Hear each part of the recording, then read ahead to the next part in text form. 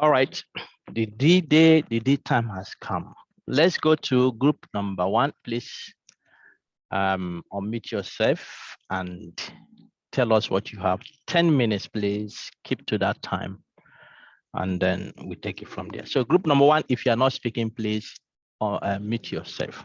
All right.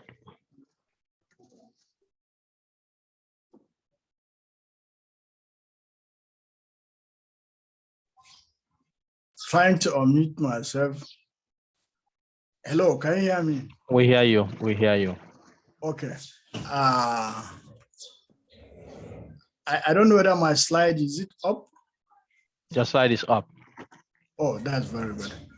So our mentor and other participants.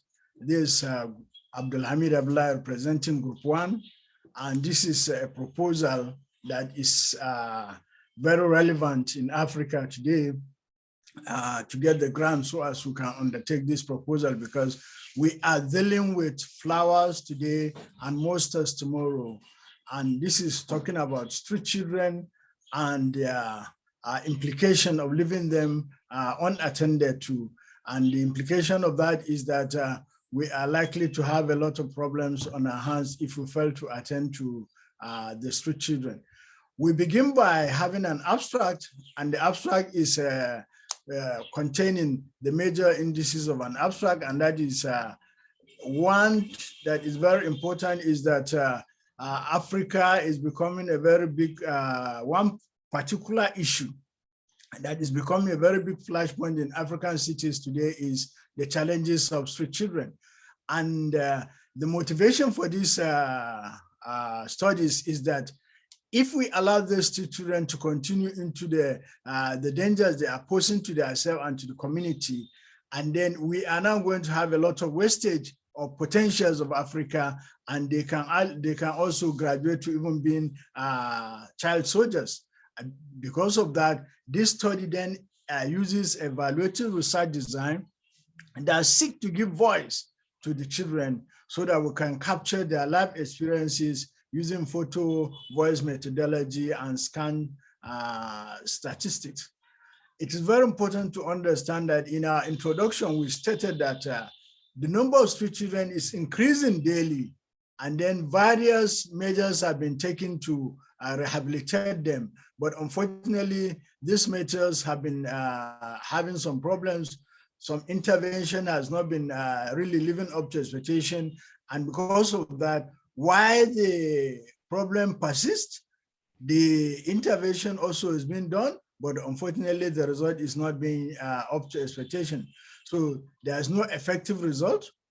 And then because of that, we feel that one of the problematic of this study is that the reason for lack of that intervention yielding result is because the life experience of street children has not been captured, and which is the major focus of this work, because the previous studies have only been top-down approach, while this intervention is going to be bottom-up approach.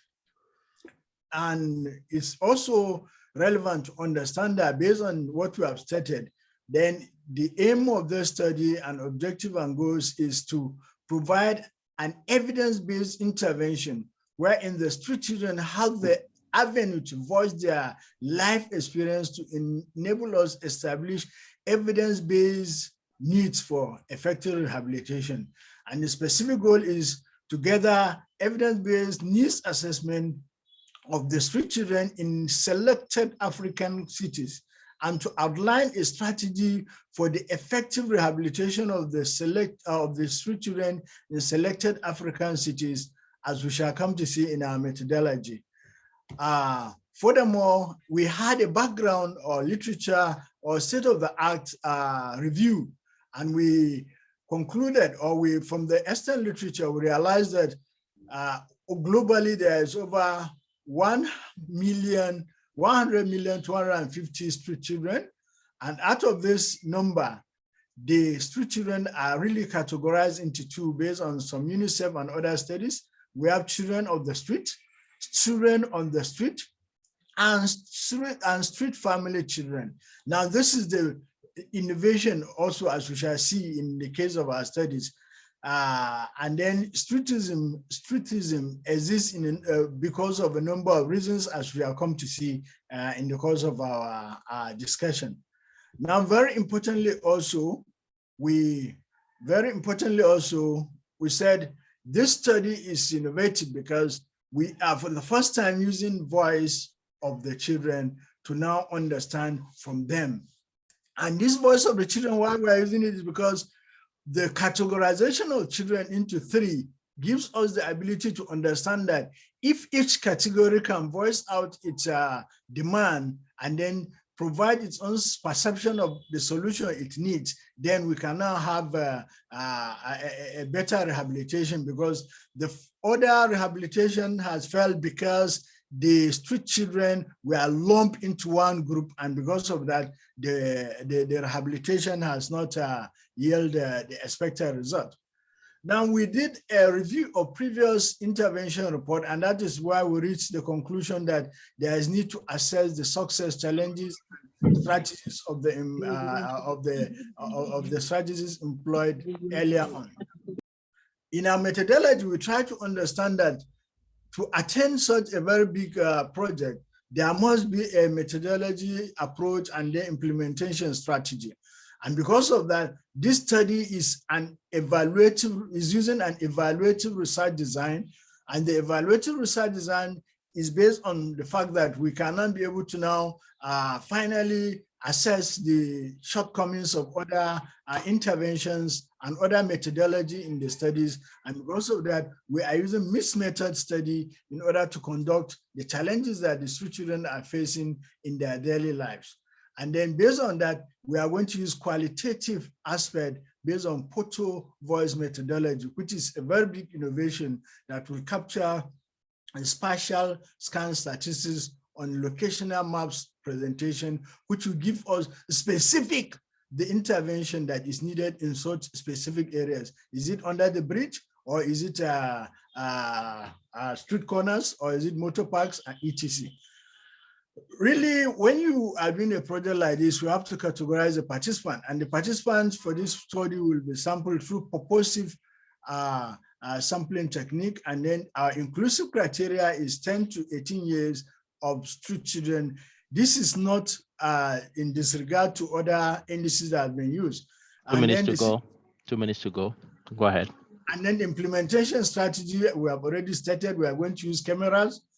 On completion of this project, a comprehensive report will be submitted to our funders, presented to international conference, and then published in Q1, Q2 international journals, and then shared with the relevant authorities and NGOs. Now, we have a timeline and milestone that is going to take us 9 months in terms of collection of data, analysis of data, preparing final draft, and then preparing final editing, processing, and submission.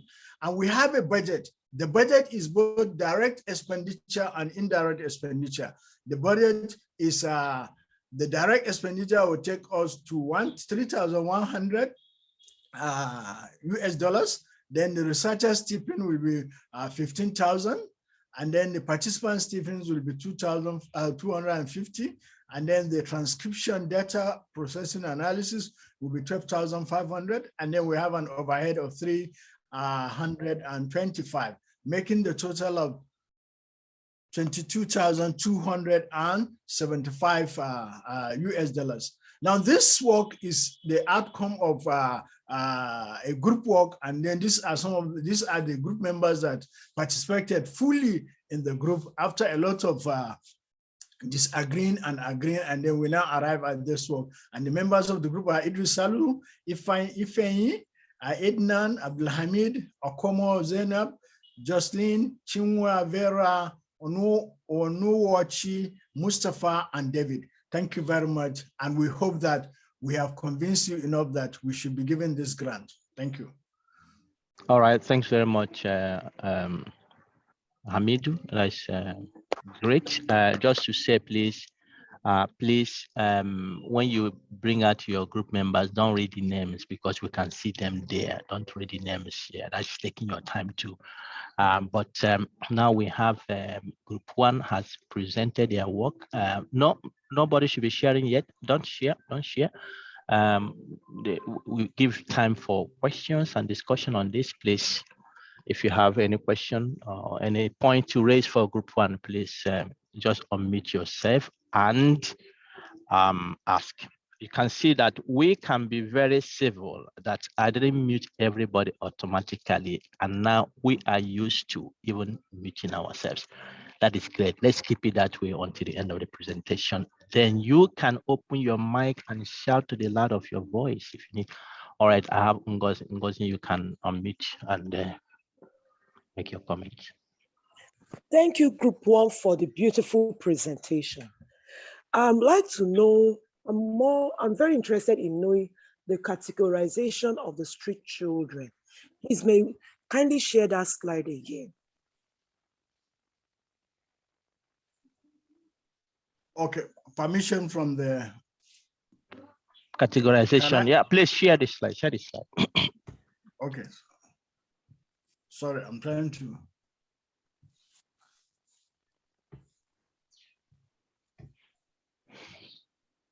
Has it come up yet? Not yet. No, it hasn't.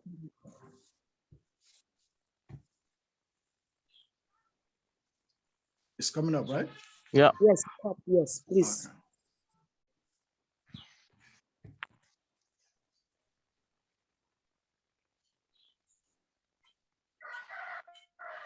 Here. Okay.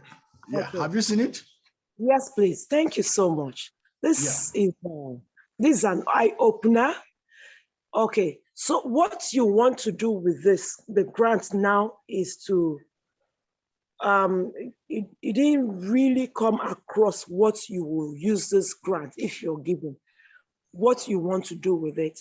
You want to get evidence, or you want to ask them for interventions, or what do you really want to do with the grants? Thank you. Okay. Can I reply, sir? Go ahead, please. Thank you. Now, you see, the categorization of the children gives us an idea of the fact that previous intervention has shown that every intervention lump all of them together, and as such, it is not effective. So we are saying that when you carry children of the street, those are children who spend their lives on the street, and then you now carry those who spend their life only in the daytime and go back in the night.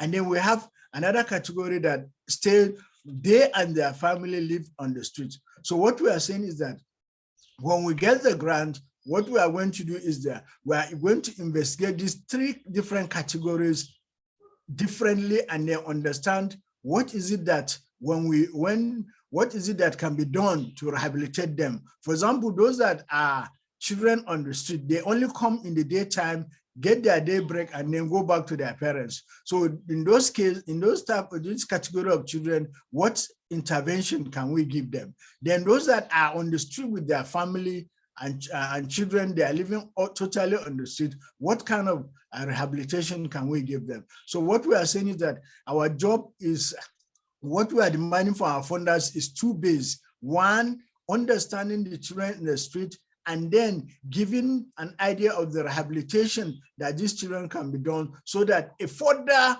demand from the funders will be on how to now step down this rehabilitation that we have recommended in our study to implementation level. Thank you very much. Thank you so much. Thank you. All right. Any other comments from anyone else? Yes, sorry, I didn't raise my hand. Yeah, who is speaking? Okay. Who is speaking? Oh, sorry, I'm so sorry. It's Titilayo. Sorry, right. I'll put my name later. Thank you, Group One, for your wonderful presentation. But I don't know whether it skipped me. I didn't see your references. You cited Salihu, and so there are many in-text citations, Duta 2020, Packen, but I can't see the slide that contains your references. Thank you.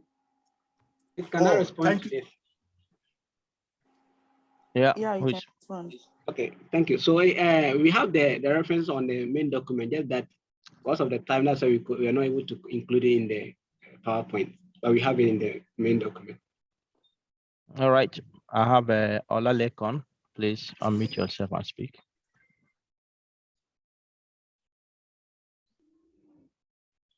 Olalekon, are you there? All right. I have Eunice. I'm trying to unmute. Hello, sir. Yes, Prof. Good Thank morning. you very much. No, Okay. let's Eunice go. Eunice go, please. Okay. Okay, thank you very much, Prof.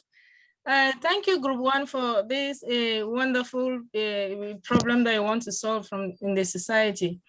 Now, you presented a budget and you announced that you have direct and indirect costs. And the only thing I saw there was direct costs. I didn't see the indirect cost. Okay, we failed to specify the indirect cost, right? Yeah, and we I'm thought sure that you it- are still going to work on the budget because it is just lumped. It is not really specific and it is not detailed. Yes, because of the time factor for presentation, sorry. That's an oversight, okay. but we shall take note. All right. Thank you very much for the good work. Olalekon, please go ahead. Thank you very much, my prof. Thank you very much, Group 1. What I just want you to add to your presentation to this is, after you have done this flower today, mustard tomorrow, they are trying to rehabilitate the street children.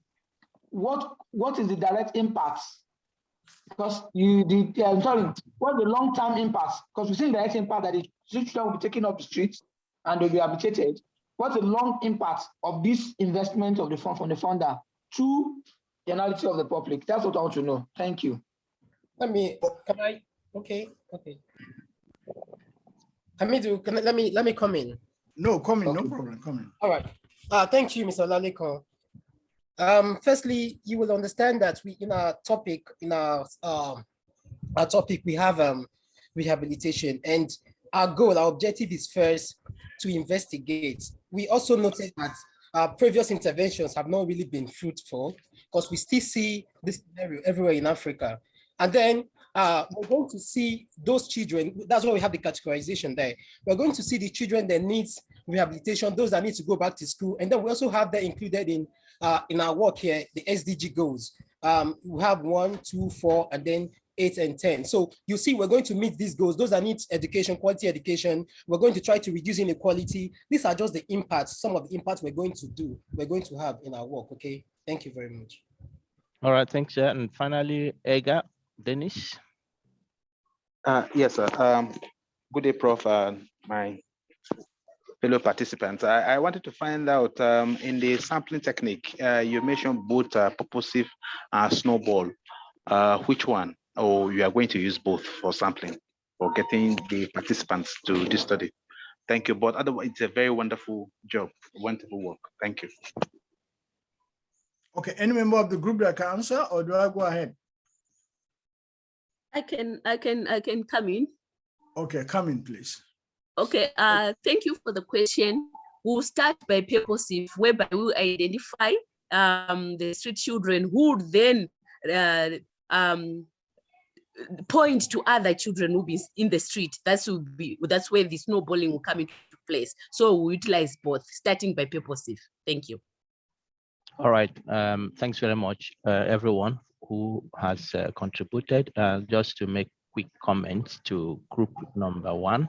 I think you have clearly mentioned that this is a problem and everybody can clearly see that, okay? This is a problem for the whole continent, not just for some places, it's for the whole continent. So it is then an issue, both economically, health-wise, and otherwise. So you need to highlight that very well. The second thing I want to mention is that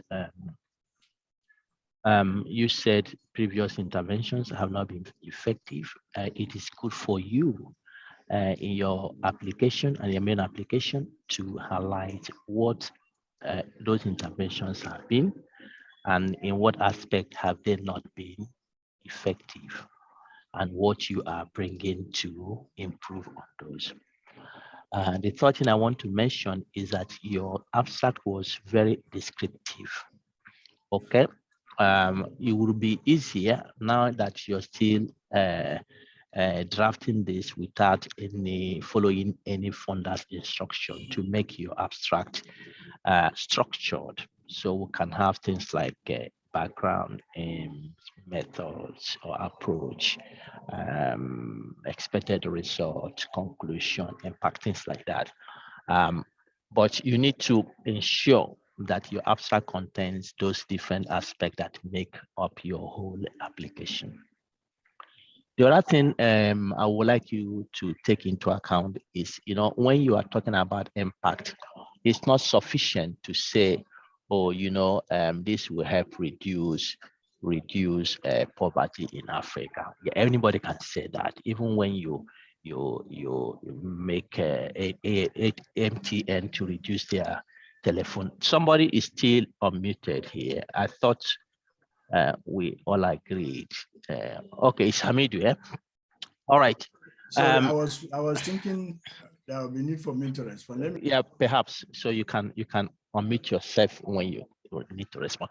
So anybody can say this will help to reduce poverty. It's a statement, but it's good for you to provide a pathway that can happen. There is a very huge potential if you have an intervention of the street children, that poverty will be reduced, but you need to provide a pathway because reviewers want to see that. Then the other thing is that you need to be careful with regards to terminologies. You started by saying that you're going to use evaluative research. What does that mean? You need to explain that because you started speaking about previous intervention. Is evaluative research the same thing as intervention? And then when you made your presentation, I didn't see the intervention you're bringing, except when you made statement that you identify what the problems is and then rehabilitation and then it should be implemented, which means that the really core intervention is not within your program. But now, in terms of being strategic to get this to sell through and get funding, don't just go and just fact-finding research. Include that fact-finding, include intervention, make it a program. You can say we are proposing a 5-year program, which means that your budget will increase. It doesn't matter. As far as you have carefully argued your point that this is an important thing to do, any funder, even if they don't have money, they will recognize that and come back to you to say, we are interested in funding this, but we don't have sufficient money. Which part of your program do you think we can invest what we have? So the point I'm making is that be very ambitious, okay? Because it is actually the aspect of the intervention that will be the selling point. People will want to contribute because they are not just interested to only know who is there, who is affected. They also want to answer the question, what can be done? So in addition to providing the descriptive aspect, it is good to indicate what interventions can be carried out. So sorry, John, I have given room for comment. I think we have to move on. I will ask question to group number 1. With regards to the content of this course, how did this project you have done and presented support your learning process of this course material? Group 1. Okay, Prof. In short, even the areas while you were talking, I was busy jotting, and then I was busy recalling all that you said during the course material. It means that we have to really go back and then internalize the course material more. And then if we do that, then we can now bring up something very, very, that funders will even rush to help us with the funding. I don't know what other members of the but my question was with regards to, because this project is for you to be able to assimilate the course and the materials of the course. Did this project help you to get the most benefit from this course? This project, the course really make us have a very big, it's a very big benefit. There's a very big impact on us that give us the ability to arrive at this final draft. In short, we really improve on, because we are always going back to the lecture note to see how we can improve on certain areas of our presentation. So it's really very impactful, sir. All right. So are you planning to really make this a real project? Do you want to take it forward within your group? In short, within the group, that's our intention. Okay. We want to take it forward because we feel that as far as we have gone to this level, then there is no need of leaving the project hanging. We should always push it forward so that we can get funders. All right. If it is, yeah. And then your group members have registered to the mentoring program. I wouldn't know at general level, but I know some have done so. All right, so do so, and let's take it forward. I think there is potential here. Thank you very much, and then kudos to the group members. Sorry. All right, let's go to group 2, please.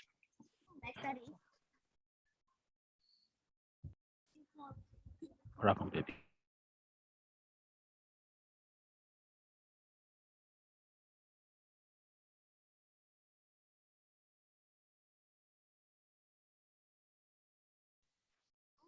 Who is going for group 2, please?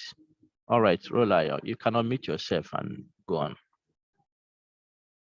So please keep it within 10 minutes. Rola, you unmute yourself and go on. Okay, thank you. Good morning, everyone. Morning.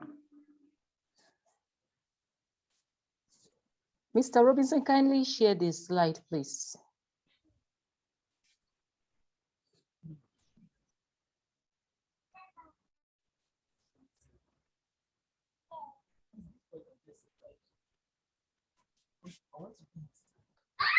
Kindly share the slide, Mr. Robinson.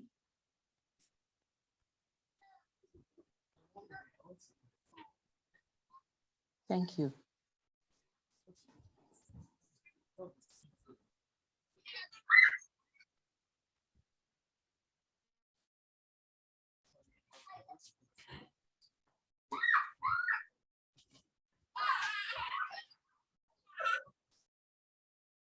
Thank you very much.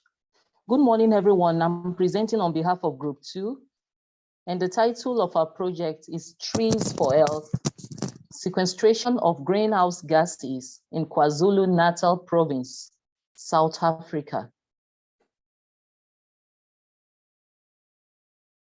The effect of climate change is more evident, and governments and communities worldwide are actively engaging in curbing the menace, especially related to health. And then disproportionate destruction and mismanagement of forest landscape is one of the leading causes that causes this climate change. So we found that restoring degraded forest is considered as an essential pillar in enhancing biodiversity, ecosystem services, and mitigating the effects of climate change. So still dwelling on this background, it has been identified that South Africa ranks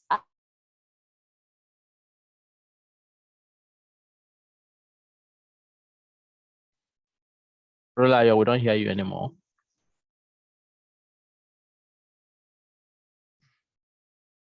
Has she dropped? Also can't hear her. Can anyone continue for her? Group 2.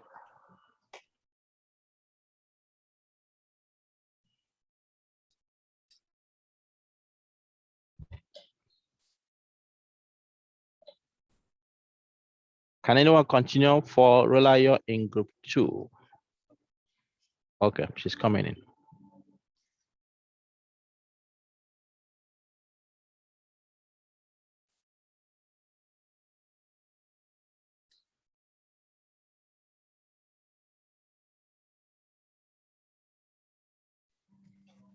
Rolayo, are you in? I have bad signal here. All right, go ahead. Go ahead, Rolayo. So it has been identified that South Africa of greenhouse gases and greenhouse from human activities. Yes, I'm in, sir. Yeah, we are hearing. Go ahead. Hello. Go ahead. We are listening. Okay, I think another group member should do for group 2 because Rolayo is having problems with her network. John, did you want to do that? Okay, thank you. So like I said, South Africa. Go ahead, John. Robinson, please, can you go to the next slide? I don't know if it's slow at my end. Okay, for the aims, let me continue this from where Royal ended. We have as general objective to promote the afforestation and reforestation in the Kwazulu-Natal province in South Africa. For our specific objectives, they include the identification of deforested areas using the ArcGIS software and generate tree planting spots. These gases accumulate in the air.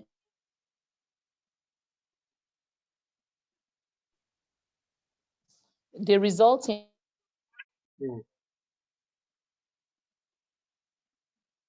Ray, please let me just take it up from where you ended. Please, John, go ahead. Go ahead. Okay.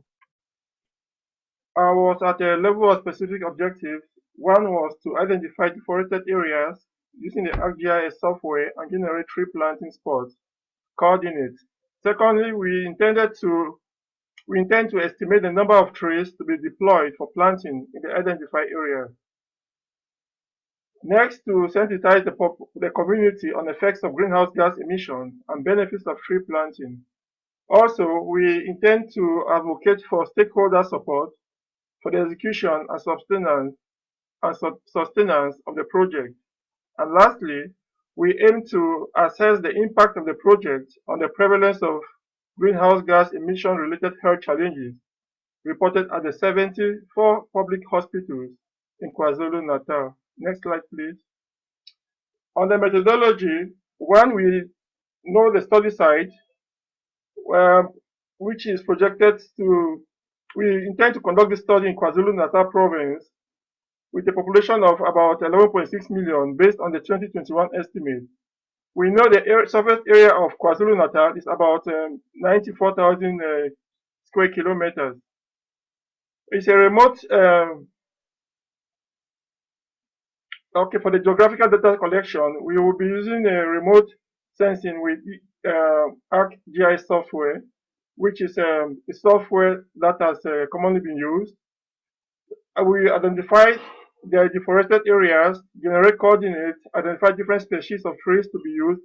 Actually, we have planned to use local species that the community has at hand, and then we estimate the number of trees to be planted. Next slide, please.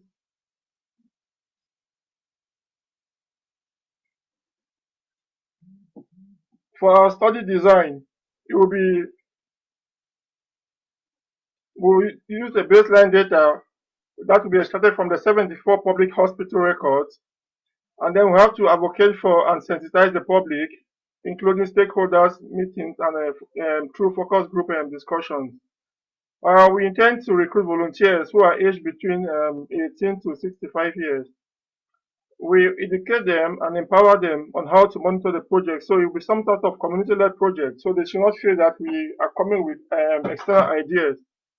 This will be monitored through a monthly telephone monitoring system for tree survival and when needed to replace those that will not survive. For the project implementation, we intend to procure tools, purchase of seedlings, as I earlier said, and then allocation of planting sites to volunteers. For the monitoring and evaluation, we will have telephone reports from volunteers.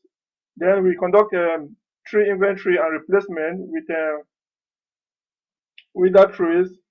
We will assess the project impact on greenhouse gas emission. We also intend to assess project impact on a greenhouse effect-related illnesses based on case reports in the 74 public hospitals. Next slide, please. For the data analysis, we tend to use the statistical software to analyze baseline and the post-implementation data, as well as a certain level of significance of assumed impact of the project. We know there will be potential risks, so we will try to avoid this. We already know from our feasibility studies that the road network is actually poor, and we intend to hire helicopters and boats when needed. And then we want to also try to ensure that the people who recruit as volunteers will actually do the proper job through having a number of supervisors. Also, there's this challenge of weather. Either, for instance, now we see that South Africa or the area of Durban, which is one of our area of interest, is already passing through lots of floods and causing a lot of damage. So we'll take this into consideration. We'll try to also estimate the direct linkage of greenhouse gas effects to the reported cases of illnesses in the public hospitals. Next slide, please. For our budget, we have a total of about $200,000 that were estimated, and it has been classified as such. For advocacy, we estimate that about $17,000 will be needed. For the personnel, we estimate about $86,000. We will need consultants, and we hope that this will take us about $1,800. For travel, about $13,000 will be needed, and then for the monitoring and evaluation phase, we'll need about $20,000. For equipment and stationaries, about $50,000 will be needed, and an estimated 15% overhead cost, which amounts to $12,500 will be needed. Next slide, please. That's the end, eh? All right. Okay. Thank you very much. I think that the last version had the references and then a thank you to the group. Thank you very much, Prof. And thank you. Thank you, Group 2. Yeah, if you can stop sharing so that I can see who is raising the hand. Anyone who wants to raise questions, comments to Group 2.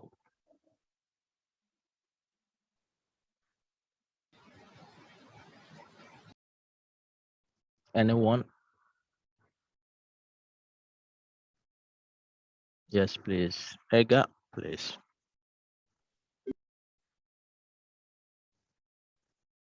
Ega, unmute yourself and speak, please. Yeah, thank you so very much for giving me the opportunity, and thank you, Group 2, for the presentation. Yeah, I have a very small observation. You said study design. After you mentioned study design, and that's it. You didn't say anything about the study design. You just say study design. It's written there, and you say so. Okay, Ega is not heard, but I think that was nothing under. Get the point. He was making your study design. You didn't expatiate on what you mean by study design. Yeah. Any response from you? Group 2. Thank you, Prof, and thank you for the question. As we initially complained, we had different versions of the slide that were prepared, but we have experienced the challenges with communication. We'll intend to use a mixed study method design for this project, and there will be various phases. For instance, there will be a baseline survey that will be conducted to determine the prevalence of greenhouse gas emissions associated respiratory illnesses in the study site. While there will also be a quantitative study, where we intend to do in-depth interviews with focus group with selected stakeholders. All right, let me go to Idrisu. Before I ask my question, I just heard him saying that you use content that he is going to do in-depth group something. I didn't get that. Said he will use mixed method approach. Mixed method. Yeah, I heard the mixed method, but when he was trying to, talk about the different phases, I heard him saying quantitative, but the kind of method or this I didn't get it. But before that, I was also having an observation about the research design as well. apart from that too, I wanted to know, because it's an area of interest to me personally. Also, I'm also into the coastal management area, but I wanted to know the novelty of this, or the innovation part of this work. Thank you. Sorry. Okay, thank you very much, Irisu. What is the novelty? We see that too often studies like this have been conducted without involving the society. So we want to do some sort of community engagement where the population the study will be led by the community, or our intention is to see that the community are empowered on how to do this. That's why we have different phases of the project. Start from the hospital, we see the health effects, we bring them out to the population and show them that this is what is causing you too often these health challenges. Those who have been to South Africa understand the issue of pollution and from greenhouse gas emissions.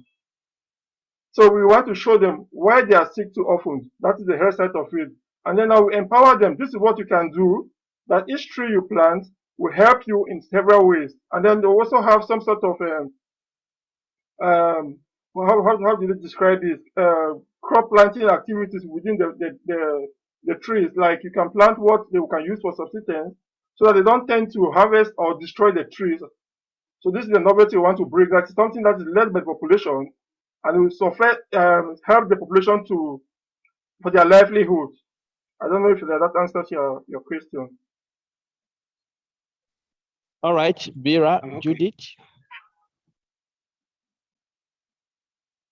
Judith, please unmute yourself and speak. Judith Bira.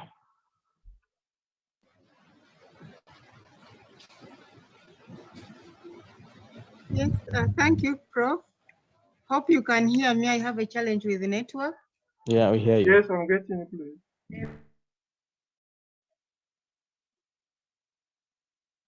All right, Bira is no longer there. My concern is on the budget. The budget is specific on the items.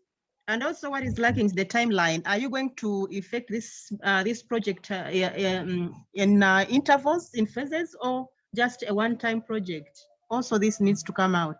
Okay, thank you. As we initially said that we were cut off by the time, this project will be done in 3 phases. So the first phase will be semi-structured, where we see community-based data collection. The second phase, we intend to now, after training the community and sensitizing them on the need to plant the trees, we intend to plant 1 million trees. And then the third phase now will be that of a tree inventory.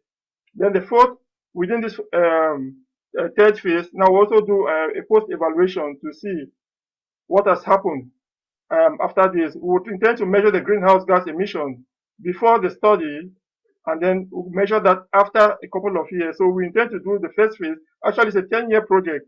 So the first 5 years will be to sensitize the public, tree planting, and then the second 5 years will be the evaluation phase. Thank you. All right, thanks very much, Group 2. I think we can take that much comment. Actually, you can see that a $200,000 project is a big project in Africa. If you do it in certain parts of the world, like here, that's what you're proposing to do is a small budget project. But in Africa, it's a big project to have such, but it's reflected in what you are. It's good that you have mentioned the timeline from the question Bira asked. But 10-year project, even though I have said to Group 1, it's good to have a program. Usually fundings come in the timelines of 6 months, 1 year, 2 years, 5 years, 3 years. You don't commonly have project of 10 years. So you have to think of who will give you this big budget and who will be able to fund you for 10 years. Suggestion could be to divide it and focus on certain aspects that can take you around 3 to 5 years. Then after that, you can build on that and focus on the other phases of the project. But this project is what we call the PET, politically exposed topics. in research. So it's something that is quite sensitive. And then you will receive war, not like what is happening in Ukraine, but this will be war coming from the companies that emit this green, these gases. So you have to play your game well, because this will raise dust. Okay, so as a scientist, you can then try to focus on certain aspects that will help you to solve scientific questions and push the recommendation you will make to the government to implement. Like the things of planting trees and things like that. Those are the things the government should solve. Okay, by the time you are able to elaborate on the negative effect of this, then you can recommend the steps that need to be taken. If you get yourself in some of those steps that are political steps, then you mix yourself with things that are not easy to deal with. So you have to play smart here. Clearly, these are issues in Africa, which is almost at the same level as the issues of street children we heard from Group 1. It's an important topic, but it's a very political one. And you need to find a way you can deal with that and take it wisely, step by step. All right, for you to get the right funder. Okay, so for Group 2, just to ask, as I asked Group 1, how did this project you have just presented help you to assimilate the course material? Can I come in, bro? Yes, please, Musset. Yes, thank you so much. As we were going through step by step aspects of the structures, of the structure of the proposal, it helped us quite a lot to internalize the processes, and we learned quite a lot from those aspects. Thank you so much. Thanks. Let's go to group number 3. Group number 3, who is presenting for group number 3? All right, I have Limkile. Limkile, unmute yourself and speak. So please keep it within 10 minutes.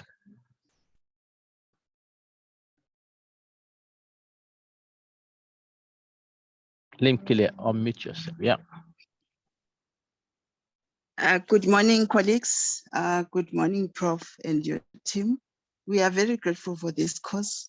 Allow me to use your slogan that freely we have been given and freely we shall give. My name is Dr. Limkile Mpofu.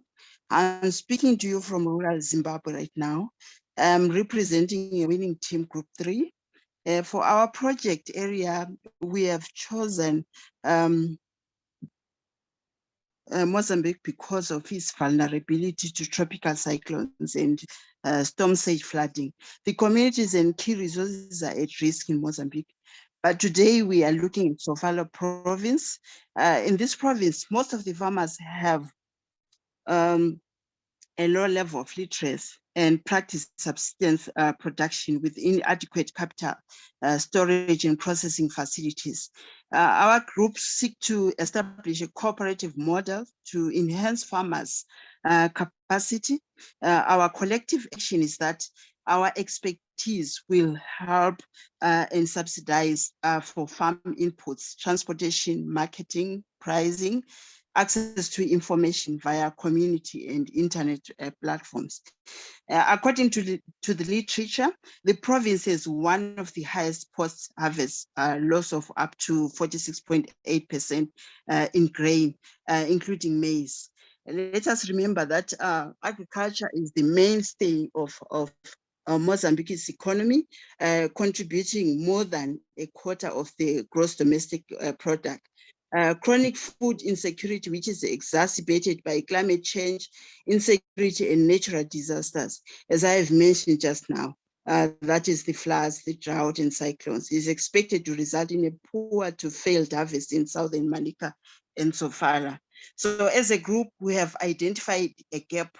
A cooperative model is non-existent for surveillance in Mozambique, and farmers depend on fragmented distribution systems, which is monopolized by brokers who take advantage of these farmers during marketing and pricing of their maize produce. This brokerage doesn't assure equitable distribution of maize, and it leads to shortage in the times of plenty. So literature has it that the other models have been implemented successfully in Malawi, in Mozambique, in Zimbabwe and in Kenya. So the visibility of our cooperative model is based on the fact that it has been tested and currently working in other countries like Malawi, Zimbabwe, and Kenya. For our population in Sofala province, we are looking at more than 800 farmers, 2,000 vendors, and 200 transporters who will be involved in cooperative model implementation and supported throughout with internet-based platform. This would allow for prompt transport, transparent produce and transportation prices, payment and delivery information through internet-based money transaction within probably 24 hours. Let's go to the research question. Let's go to the research question. The one who's sharing for me, please. Kajal. Hello, our research question, okay, I'll use mine. Our research question is that how will the new model of cooperative system address these maize in Sofala province? And then our aims under aims or hypothesis, they're on the slide of aims and hypothesis. The aim number one is to establish a cooperative model for farmers engaged in production and distribution of maize.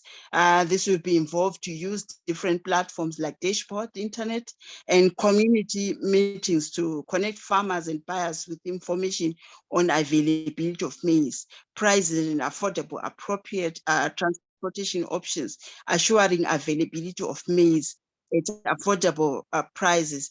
Our aim number two is to evaluate performance of cooperative model by assessing the production, storage, transportation, and price of maize before and after the cooperative model implementation. The study will leverage on locally available farming and marketing system, government policies, frameworks, and consuming demands. Affordable access to continuous high quality maize supply for human consumption will be assured and reduce post-harvest loss to 10%. What is our hypothesis? Our null hypothesis that the new cooperative model will address distribution shortage of maize in Sofala province. And then our hypothesis that new cooperative model will not address distribution and shortage of maize in Sofala province. And then going back, because I've already done the background, going back to methodology, we have seen that this is the map. Can you show the methodology which shows the map? Yes, okay. The map, the Sofala province, it has 800 farmers, 2,000 vendors, and 200 carriers and government agencies. So our data collection will be June 2022 to June 2023, which is almost a year, a cooperative model development and implementation. So for June 2023 to June 2024, evaluation of the cooperative model. And then as project members, we have specialization in agriculture, business, nutrition, and we are educators. And then methodology, now looking at phases, because we have two phases, phase one and phase two. Phase one is implementation phase, and phase two is evaluation. So in the implementation phase, we will actually invite farmers to first discussion, and then the other local stakeholders, and we will have all the legal documents and regulation. And then on the internet platform, the first version where we have research team proposer, and then invite all farmers to be part of the cooperative, present legal documents and the internet platform, and the local meeting to continuous education. And then we identify farmers as well to coordinate the cooperative and the internet platform. And then in a tabular form there, we have actually demarcated to say the information and the details. So we've got maize farmers where we are, there's establishment of cooperative society in maize producing areas whose mandate is to improve the maize production, distribution, marketing, and storage services. So the stakeholders, the local farmers, transporters, marketers, the government agencies, and then stakeholders, the local farmers as well, the capacity development, maize production, distribution, marketing, storage, capacity for stakeholders. Then we go to outcomes. We've got our main outcome, the equitable distribution, transportation and availability of maize in Sofala province, access to maize at an affordable price for consumers. And then the impact is we have got short-term impact, animal feed, raw materials for industrial use, and then the long-term impact, improving nutrition and reducing morbidity. And then going back to methodology, but on the evaluation phase, phase 2, we have we identify the registered cooperatives, and we have all the list of maize transporters and operators. And then we identify and coordinate market, storage, and price issues of maize in Sofala province. Then we collect the data to evaluate new cooperative model, and then we analyze and discuss and present the data to farmers and funders. The methodology in terms of phase 2, the cooperative model, where we will have the questionnaires to be distributed among farmers, distributors, the government agencies, and then the marketers and the final consumers. So the questionnaire will capture data such as availability of funds and other agricultural aids to farmers, challenges during the farming transportation system, efficiency for the transport of goods, quantity of maize produced, efficiency of distribution, availability of, to final consumers, storage facilities. So in the implementation phase, we will make a pilot case study in the region of Sofala province, Mozambique, and then move to the extension to the entire national territory. 1 minute So more. looking, sorry? 1 minute, 1 minute more. Okay, now we have got our budget there. That is our budget. We have got platform, the distribution, and then the per unit price, and then the total US dollar. So our total budget is 464,850 US dollar. And then those are our references. I'm done. Thank you. All right, thanks very much. Group number 3. All right, so I have one hand already up. Mustafa, please.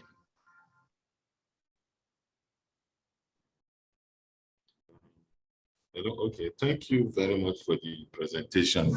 My own observation or concerns actually, which I think may improve the presentation. I noticed that in your aims page, the aim seems to be wordy. I mean, the aim is supposed to capture the objective, but it seems like you are trying to also talk about some methodological approach there.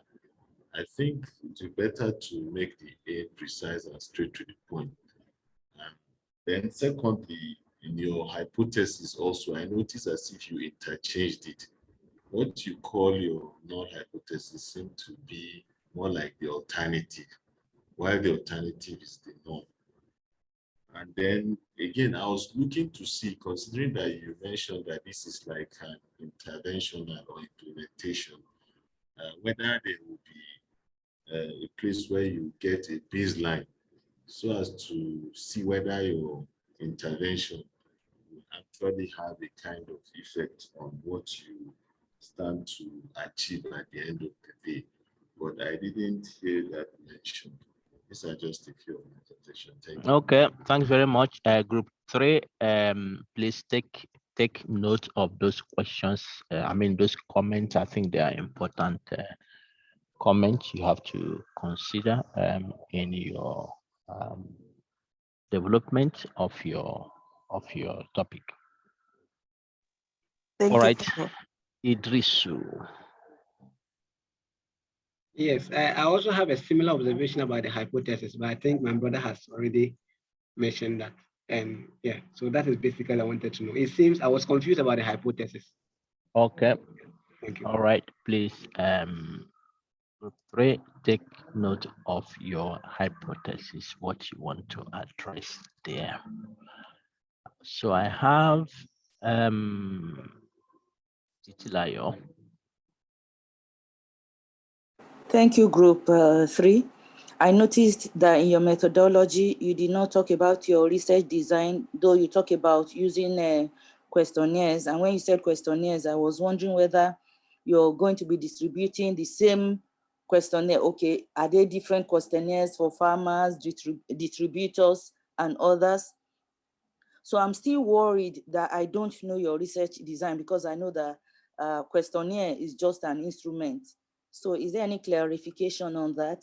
Thank you.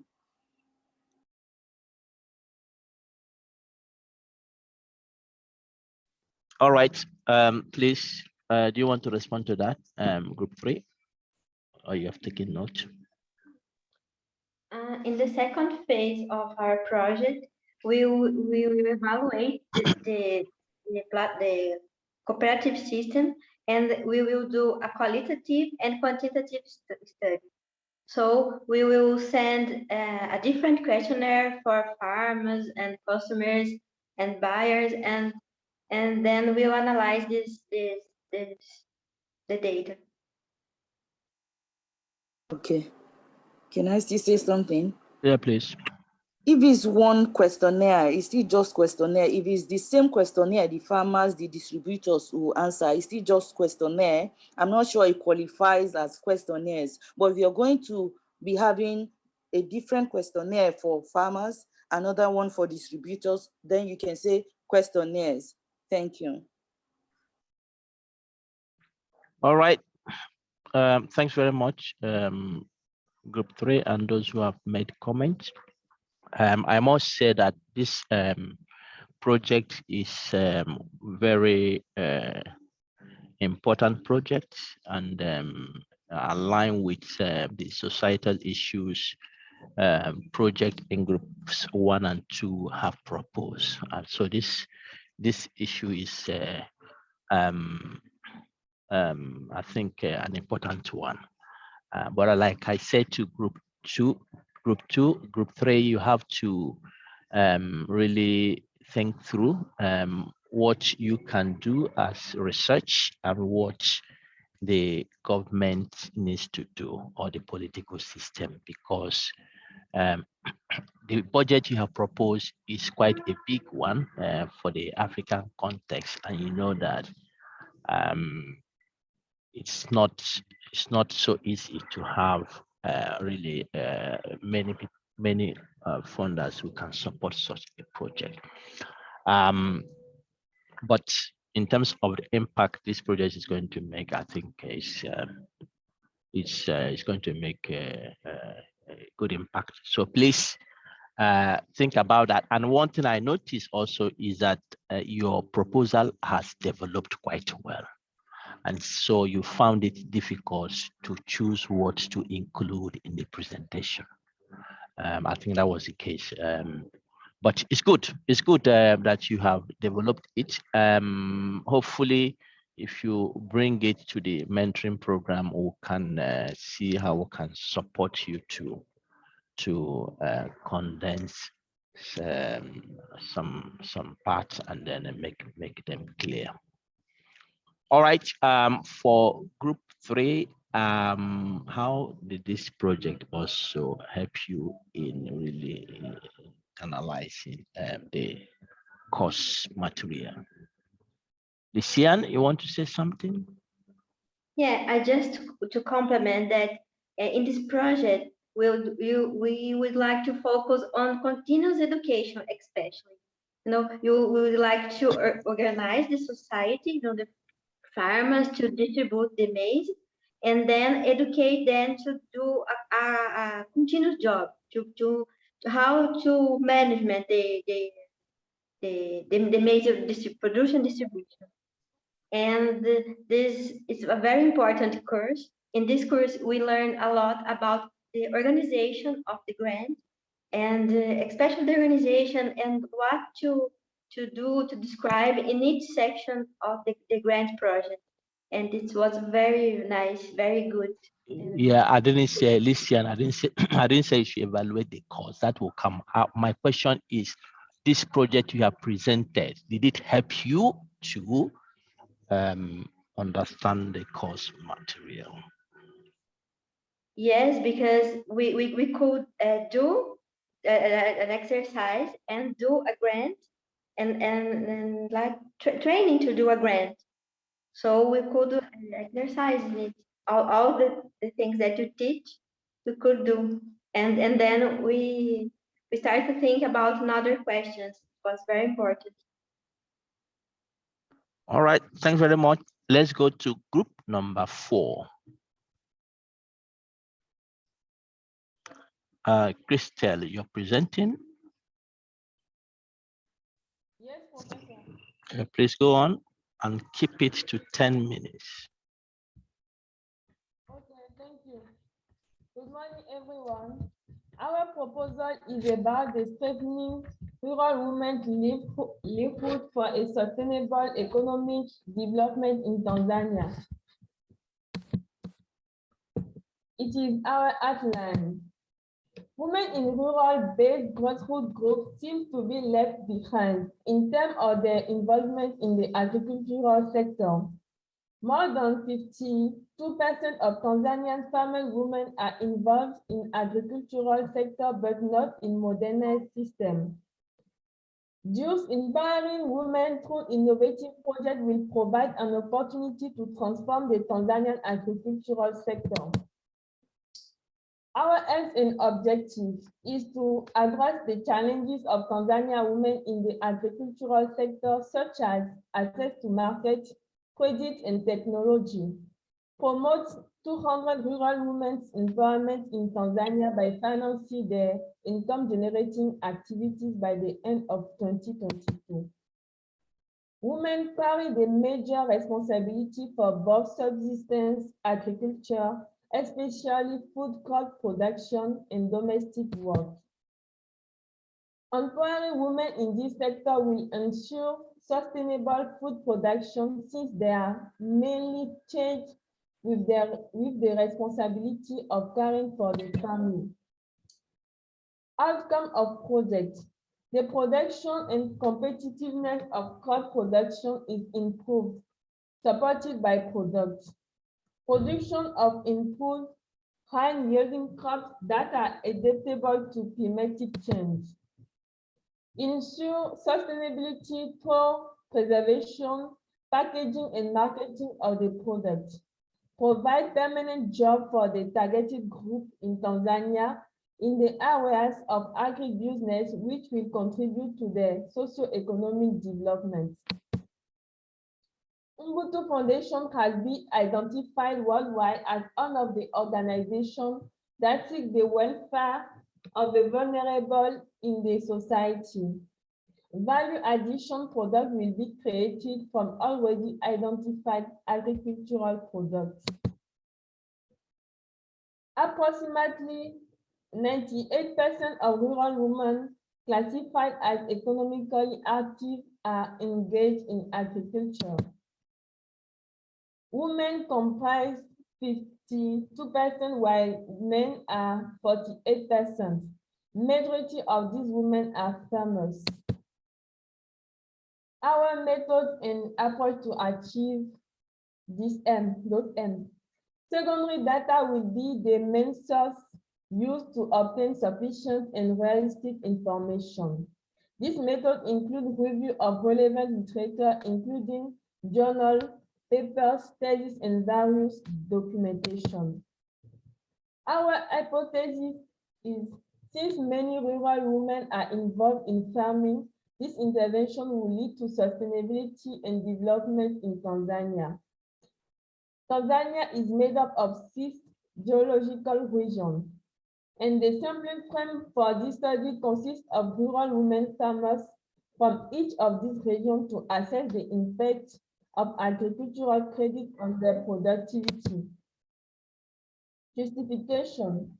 The available data to the organization show that 90% of women in Tanzania's interest in agribusiness on rights. Stakeholder engagement and consultation have been conducted, and the results show that 90% of the participants, including key community opinion leader of Tanzania, reported the project. The data will be collected mainly from primary sources. Structured interview and a focus group discussion will be made. About the data analysis, we will make a descriptive statistic. Quantitative data will be analyzed using SPSS software version 17. Aspect of project impact. Through small targeted grants, the African Small Grant Program aims to help those often left out by larger aid programs. Educational small grants are intended to support alumni in getting involved in the development of their home community rather than migrating to urban areas. The project impact statement. The implementation of the project will provide opportunity for the beneficiaries to be self-supporting to their family. The beneficiary will be equipped with the necessary skill in agribusiness and input applications. This is our project activity schedule. Results and outputs. We would like to reduce poverty, and this intervention is expected to enhance farm output and put more money in the pocket of rural women farmers and ultimately facilitate development. Modernization of agricultural sector too, establishment of an innovative agricultural sector, and growing economy both family and country. We would like to impact 200 women, their families and communities positively. Management plans. Ultimately, our management plans help us make our project better. This in turn means you get to be part of something that makes a real impact where it needed. Every year, we will take a step back and look at how much progress we have made toward this goal. Provide rural Tanzania women with necessary skills to succeed in life. About stakeholders, rural women farmers, extension workers, and community health will be involved. Total budget for the project is $10,000. Time frame of project, a 2-year project, 2023 to 2025, at an estimated total cost of $10,000. This is the detail of our budget. Project reporting. The implementing committee will write and submit progress reports for formative evaluation system. This report will include pictures, video, the individual participant response and testimonies of project impact and key opinion leaders, the local institution whose operation will be impacted positively for the implementation of this vital project. In conclusion, this intervention, which is intended to strengthen and empower 200 rural women, their families and communities with livelihood for a sustainable economic development in Tanzania. It will contribute immensely to them through the offer of permanent jobs, building of the capacity to initiate self-help projects. The participants of this project through the education and training on the best agricultural practices will extend these skills to other rural folks, which in the long run will bring massive transformation, the socioeconomic development. This is the members of Ubuntu Foundation. Thank you for your kind attention. Wow, wow. I have to say, I have to make the first comment. Yes, I love this. Congratulations to group 4. I think you have had. I mean, this is not to say what other groups have done. It's not appreciated. I appreciate what they have done, but group 4, you have really outlined a very, very sophisticated application here. Especially, I was impressed when you were able to quantify your impact. We will impact 200 women and their families. That is important. I think I don't know what the landscape of competitors you may have in this aspect, because women empowerment is a common discourse there, especially rural women. So I don't know what competitors you may have there, but otherwise, if you plan to really take this forward, I think there is great potential if you do not have too much competitors to deal with this. All right, let me give room to others to speak. Please raise your hand. I thought I saw your hand.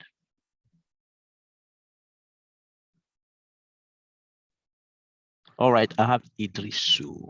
Please, Idrisu. Okay, so that's a wonderful presentation. Thank you for coming this far. It's not easy, but I was facing difficulties in following because of I don't know how the work is structured. That is my observation. And another observation too is that with regards to the methodology, the data collection aspect, I heard something about the focus group discussion, but I didn't know that the particular participant that you'll be doing the focus group discussion is the rest. So I wanted you to highlight on that. Yeah. All right. Do you want to respond, Christelle? Or any group member in group 4? Okay. Good afternoon, everybody. This is Dr. responding. Yeah, we are going to, like we said, we are going to work in Tanzania. They have 6 geopolitical zones. So we're going to choose a village each from those, and we're going to work with the rural women. So the rural women are the people we're going to work with. The stakeholders, like we said, the rural women, of course, the village heads, because you can't do anything without the village head, and their families, and they are distributors, marketers. So what we did here is just a micro of what, just a brief of what we're going to do when we get the fund, because this funders say you have to give them an overview of what you want to do. They can actually fund you to do the exploratory funding before they now do the final funding. So that's why we are targeting them. So the focus group are the women farmers, the village heads, and the people that are involved in the training, the trainers, because we have to have trainers that already know what we want to impact on them. All right. So, thanks very much. Group number 4 again. Idrisu, did you get your question addressed by that? Yes, I'll take it like that. Thank you. All right, thanks. The other thing is that I don't know why group number 4, your budget is very small. Your budget is very small. You think about that. I don't know whether you have proposed a budget based on the capacity of the funder, or that is the actuality of what your project is going to take up, honestly. I think that will be a quick go for many funders once they like their project. It's quite small, but think about that if you have up to 3 years or so to implement this project. So one of the nuggets we talked about, they said, don't over budget. That is a greater sin than over budgeting. All right, for group 4, how did this come through for you in terms of assimilating the course material? It was very experiential, and we had a lot of discussions, even during over the holiday. Thank you for giving us that weekend. He came in, he played very well into this. He learned a lot. The group dynamics was very good. And our leader, I must commend our leader. Our leader was a great leader. And everybody in the group worked hard, and we all chipped in together to achieve this. Thank you. All right, thank you very much. Thank you very much. Group number 4. Let's go to group number 5.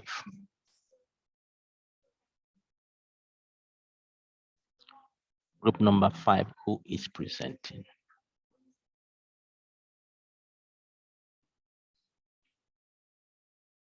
All right, Leah, please go ahead. Please keep it within 10 minutes.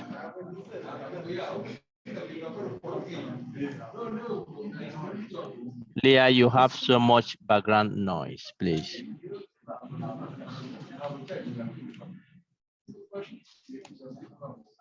Hello. Yeah, Leah, we can hear you, but you have so much background noise. Okay, You have so maybe much noise around you. then Pantaleone can present on our behalf. Pantaleon, please.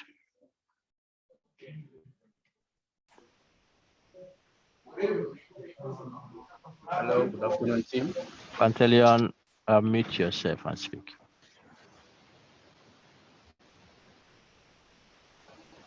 Hello. Yeah, we hear me? you. We hear you. Go ahead. Are you seeing the screen? We do. Leah, can you put it on presentation mode, please?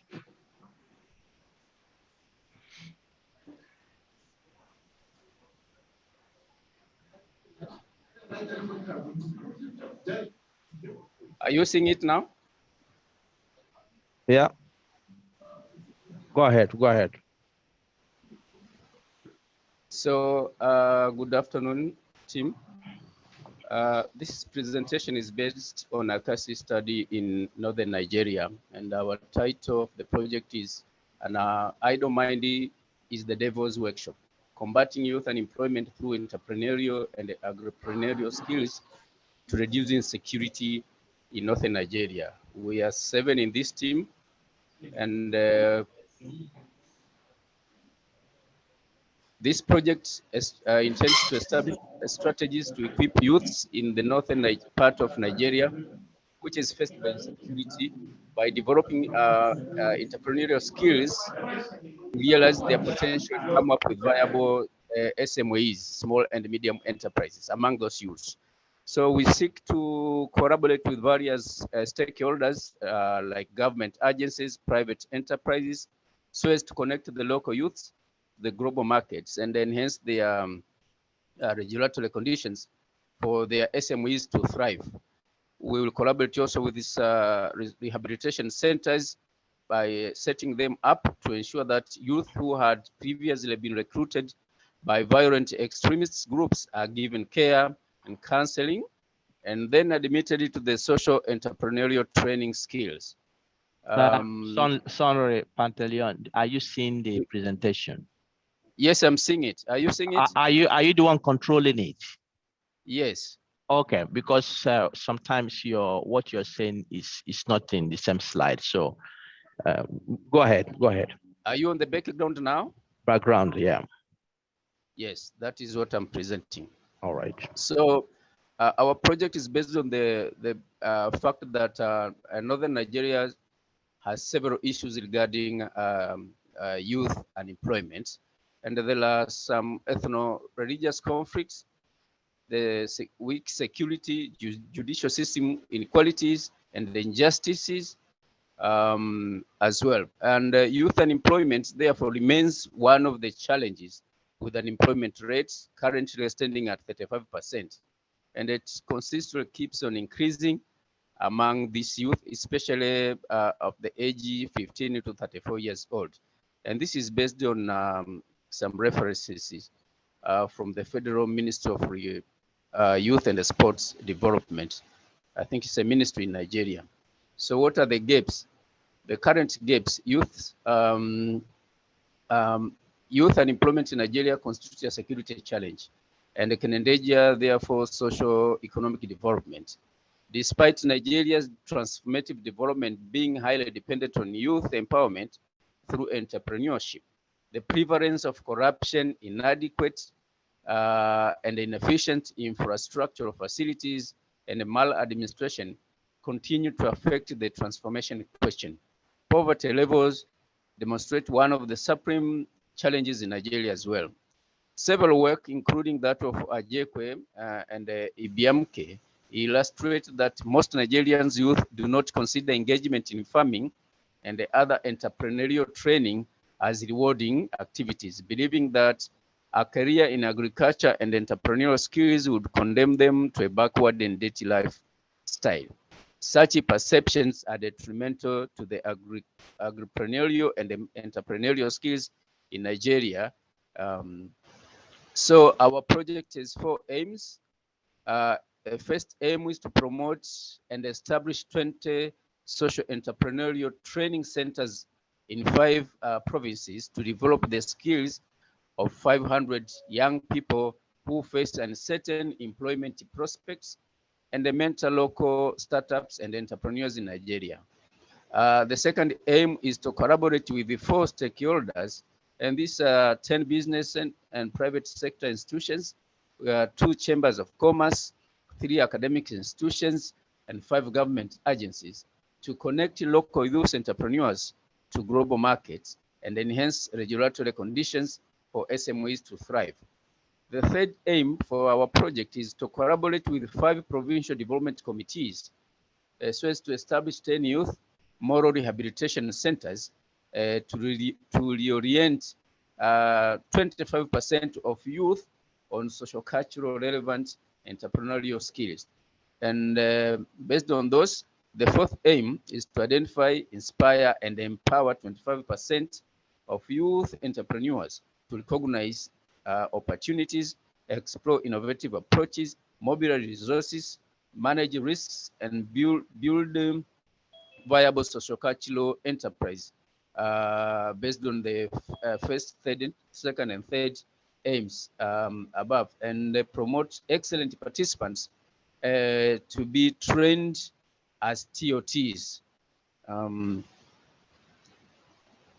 Our potential contribution through the establishment of the 20 entrepreneurial centers. The project will scale up and enhance youth entrepreneurial performance in agriculture and commerce or industrial sectors.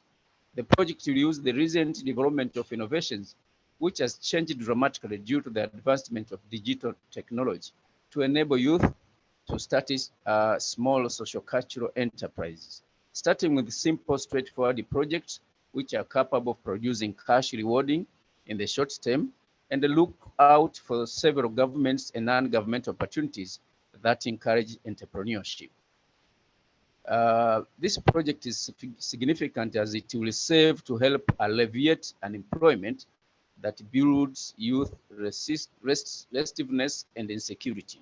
The project will thereby decrease youth restiveness by engaging vulnerable youth in ventures that are positive to their time, energy, and pockets. Our innovation, before launching their enterprises, aspiring entrepreneurs and aspiring agripreneurs and entrepreneurs are counseled to avail themselves of training and apprentice opportunities from successive agripreneurs as well as entrepreneurs drawn from the different parts of the country. What is our impact?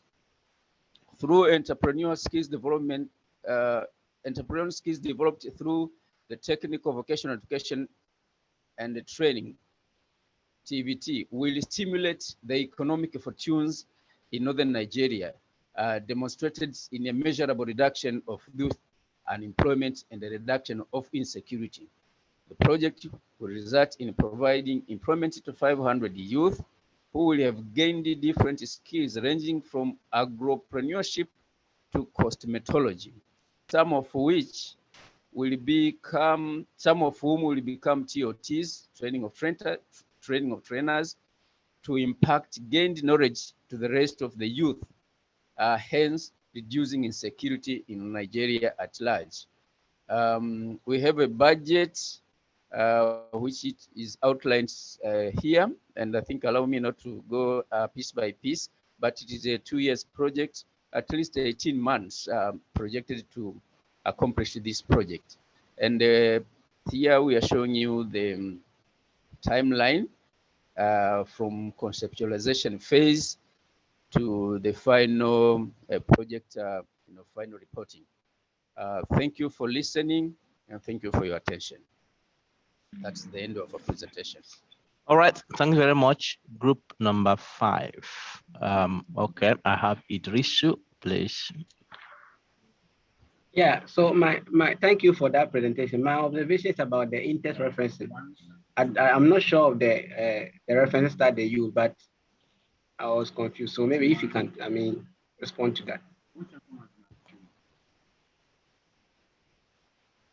And a group member can respond on that, please. I didn't get it well.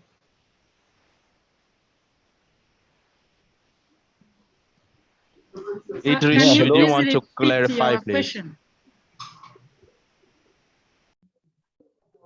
Question is that the references that the in-text references. In-text references. The references you have used in the text of your presentation. Yes. Yeah. Please let me come in, sir. There were references. Some Before that, what were the references that? You mean the reference style? Yeah. Okay. Let me mention here. When you are having PowerPoint, and this is a general statement, when you're having a PowerPoint presentation, it is not necessary to keep to any reference style per se. Where it is important is when you are listing the references. You more or less have a control of how you want to show the references in the PowerPoint presentation. Of course, it's very important to maintain consistency as much as possible, because here now you can see that the first bullet point of your background has a different style compared to the second paragraph. So consistency is important, but otherwise, the key thing when you're making PowerPoint presentation is to highlight where you have taken your material from, and people can have access to that. Prof, the reason why I'm asking that question was the initials they brought. That is what was my problem. The initials, huh? Yes. What is your problem with initials? Sorry, it's slipped. We rushed to produce the slides. I was not clear with that. That's why I wanted them to. Okay. They have considered Idris that they were in a rush. It's just the initials. Yes, sir. Okay, initials. Yes, sir. All right. Any other comments to what Idris has mentioned now to group number 5?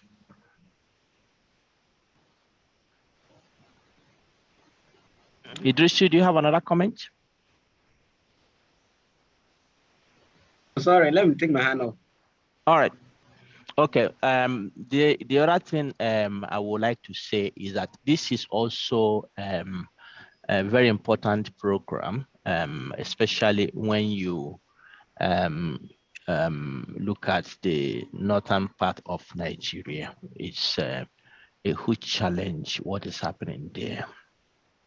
And so this program becomes quite essential toolkit to see how you can support the reduction of crime, insecurity, and youth empowerment. Okay, this is important. But one thing I want to say now is this, and that also goes to other groups, but particularly group 5, is that, when you look at the issues happening in the northern Nigeria, as example, it is not limited to one factor. And so it is perhaps easier to get funding when you can have a multi-sectoral or multi-factored intervention, because it has religious inclination, it has cultural inclination, and it has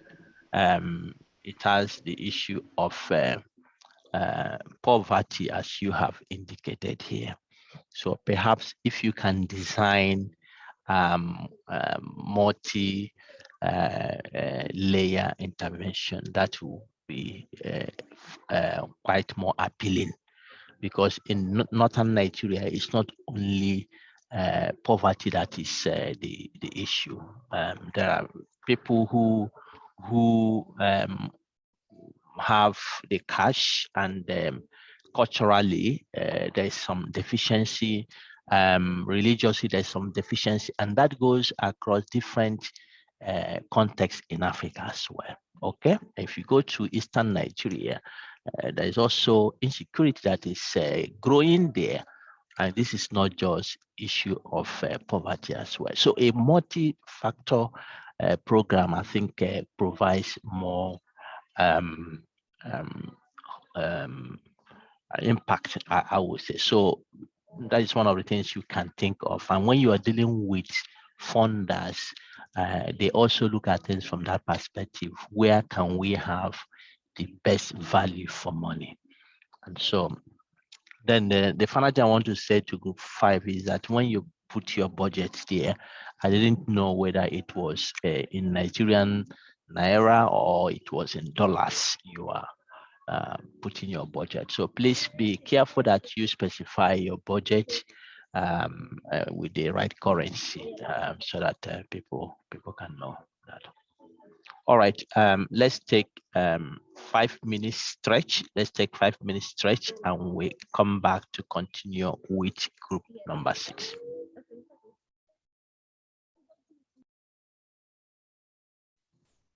Okay, let's kick off again. Group number 6, who is presenting for you? Lawal is doing that. All right, the floor is yours. Please keep it within the 10 minutes. Thank you.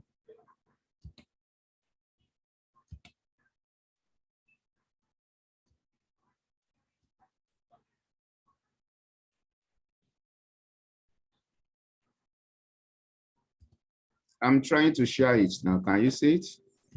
Yeah, all is good. Oh. If you can put it on presentation mode, that would be great. Yeah.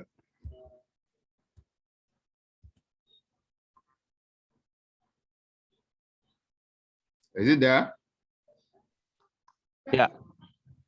Oh, thank you very much. Okay, I'll be presenting for group 6, and the title of our proposal is Therapeutic Regimen of Hibiscus subdurifer in Alleviating High Blood Pressure.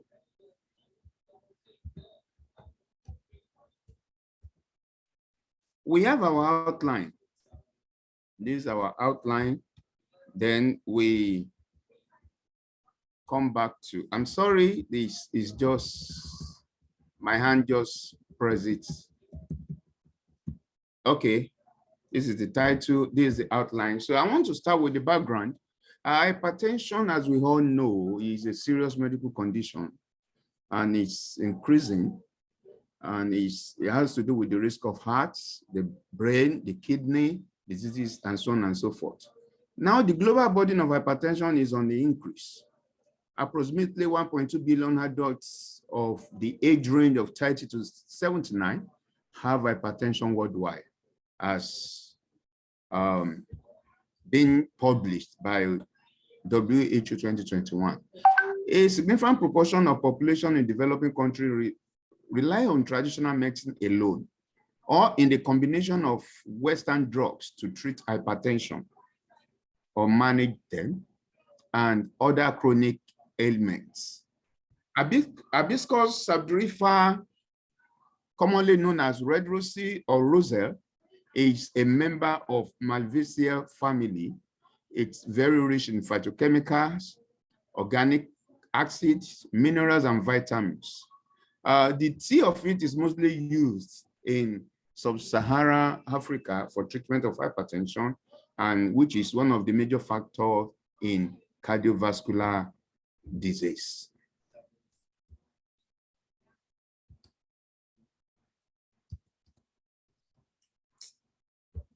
Now the problem statement. Hypertension is commonest, is underlying risk factor of cardiovascular diseases. Its prevention, detection, and treatment and control in sub-Saharan are haphazardly and suboptimal. We have them at suboptimal levels. And this is due to combination of lack of resources, weak health system, non-existent preventive strategies at the population level, lack of sustainable drug therapy, and barriers to complete compliance with prescribed pharmaceutical medications. And people generally are not disciplined about this. And several studies have supported the potentials of hibiscus tea in the management of hypertension. A silent killer, however, the standardization of the preparation and the dosage regimen is still a challenge.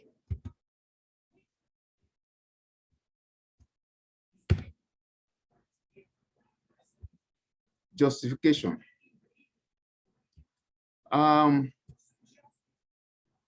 There are no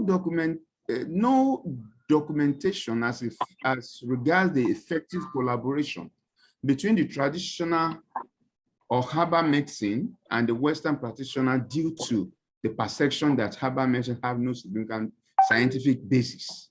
The World Health Organization advocates the use of medicinal plants and recommends further studies to identify new antihypertensive active phytochemical constituents of medicinal plants, quality standards, and clinical efficacy. There is a need to conduct this research so as to develop a therapeutic regimen of hibiscus sabiderifer in alleviating high blood pressure in adults. This is a way to build a strong interdisciplinary collaboration so as to bridge the gap between the modern biochemical medicine and traditional medicine in order to develop effective medicine for the management of cardiovascular disease. Then the aim to determine the therapeutic regimen of hibiscus sabiderifer in alleviating the high blood pressure in Lagos and Garua. Lagos in Nigeria, Garua in Cameroon. The specific aim. Aim 1, to determine the effective dose. The participants will be given a dose of 10, 15, and 20 grams per kg per dose to determine the most effective dose of the plant. Aim 2, to determine the effective dosing frequency. The plant effective ingredients will be evaluated by plasma anthocyanin metabolites to determine the frequency once, twice, and 3 times per day in more efficient in reducing blood pressure. Aim 3, to determine the treatment duration. The participants will be observed for a period of 1 month after the end of the experiment to identify how long it should be taken to yield its effectiveness.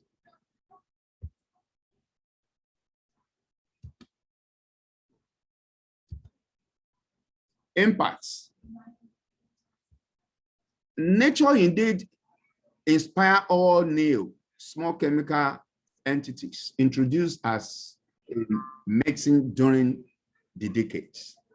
The pharmacological activities of natural plants and their isolates affect the pathogenesis of hypertension by modulating several parameters like endothelial functions, reactive oxygen species, ROC production, and pro-inflammatory signaling, platelets, activations and opening and closing of different ion channels, angiotensine converting enzymes, ACE, inhibition, and gene expression.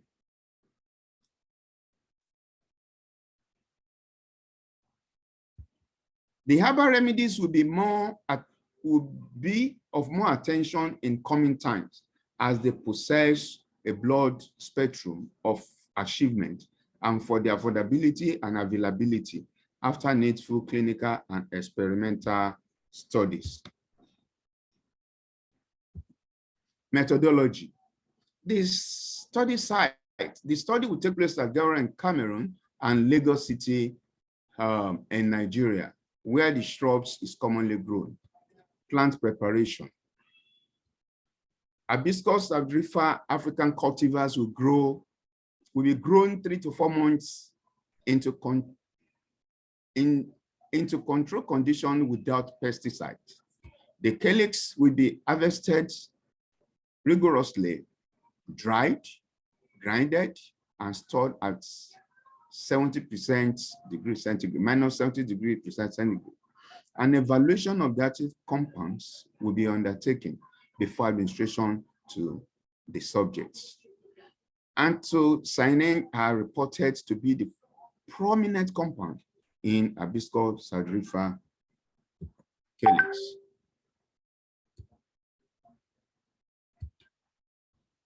Experimental method, experimental studies of hypertensive subjects. The antihypertensive activities of the cushion or the extract of H. saberifer will be evaluated on hypertensive adults within the range of 30 to 80 years old for 3 months. The 80 patients will be selected for this multi-center study.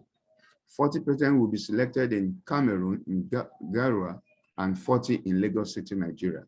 They will be required to fill the anonymous survey form to gather their feeding behavior, in addition to another possible disorder due to metabolic syndrome. Increased doses of H. saberifer formulation will be used. 1 minute, 1 minute to go. 1 minute to go. Positive control.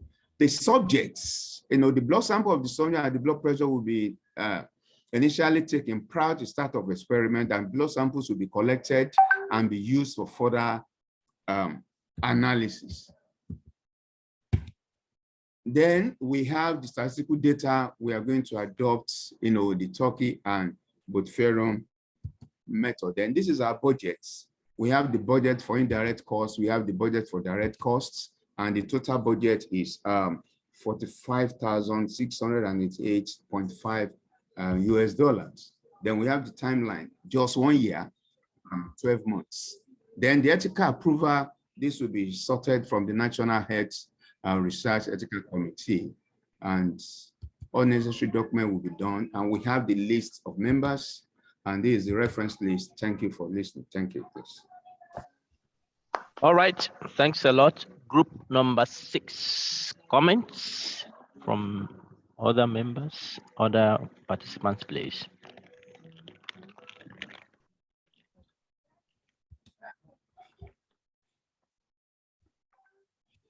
Any comments? Yeah, I have Helena Nti and yeah, more comments. All right, Helena, please, we can take 4 of those who are already here now. Okay. Thank you for the presentation. When you were stating the problem, you mentioned that compliance is a problem. And I was trying to understand the challenge with the medications for hypertension. I don't know if you could go back to that particular slide so that I can be more specific. So I was hoping that in the methods, you would put in place a protocol that would be able to address that, because we are making this, how sure are we that the people are also going to comply with the herbal preparation that you are suggesting? Sure. Yes. Yeah, so Okay. Elena is asking, how do you address the issue of compliance if there has been a problem in previous studies? She didn't see indication of how you are able to deal with that. Okay. Yes. All right. Let me allow some members of the group to please attend to that. Yeah, yeah. My name is Edgar. I'm from Group 6. Even though compliance is a problem, most of the time, orthodox antihypertensive drugs are always very expensive, and they require more than one drug to take, a combination of drugs to take. Most of the time, is only in few cases in the initial phase that we use one drug, but subsequently, we begin to use 2 or 3 or 4 drugs combination. So the compliance, some people might be willing to comply, but because of the expenses, how expensive it is in sub-Saharan Africa, they might not be able to afford it. That relates obviously to lack of adherence. But with this product, if it's developed, it's locally available, and it's very cheap in the market. Even yesterday, I bought a little quantity of it, and readily available that we can use. So it will eliminate. And again, it doesn't have an awful taste. It's like a strawberry or like a berries that everyone that is comfortable with berries can also enjoy. All right. Group 6, Edgar, it looks like you have exposed your group now. So is it that this has been proven already and is being sold? If that is the case, what is your study bringing on board as an innovation? Yes, what we're saying is that it has already been established that this drug is, this herb is used as antihypertensive, as a common beverage in Africa. What we are trying to bring on board is to standardize this dosing regimens for this drug, because for this herb, because most people just take it haphazardly without any standardization. All so right. what we're bringing is to standardize it. All right. So the presenter, please, can you take us to your title, the first this thing, first slide. Okay. Okay. Then I will say in that case, you need to refine your title. If the innovation you're bringing is standardization of dosage and frequency of intake, then you need to highlight that, because you run the risk.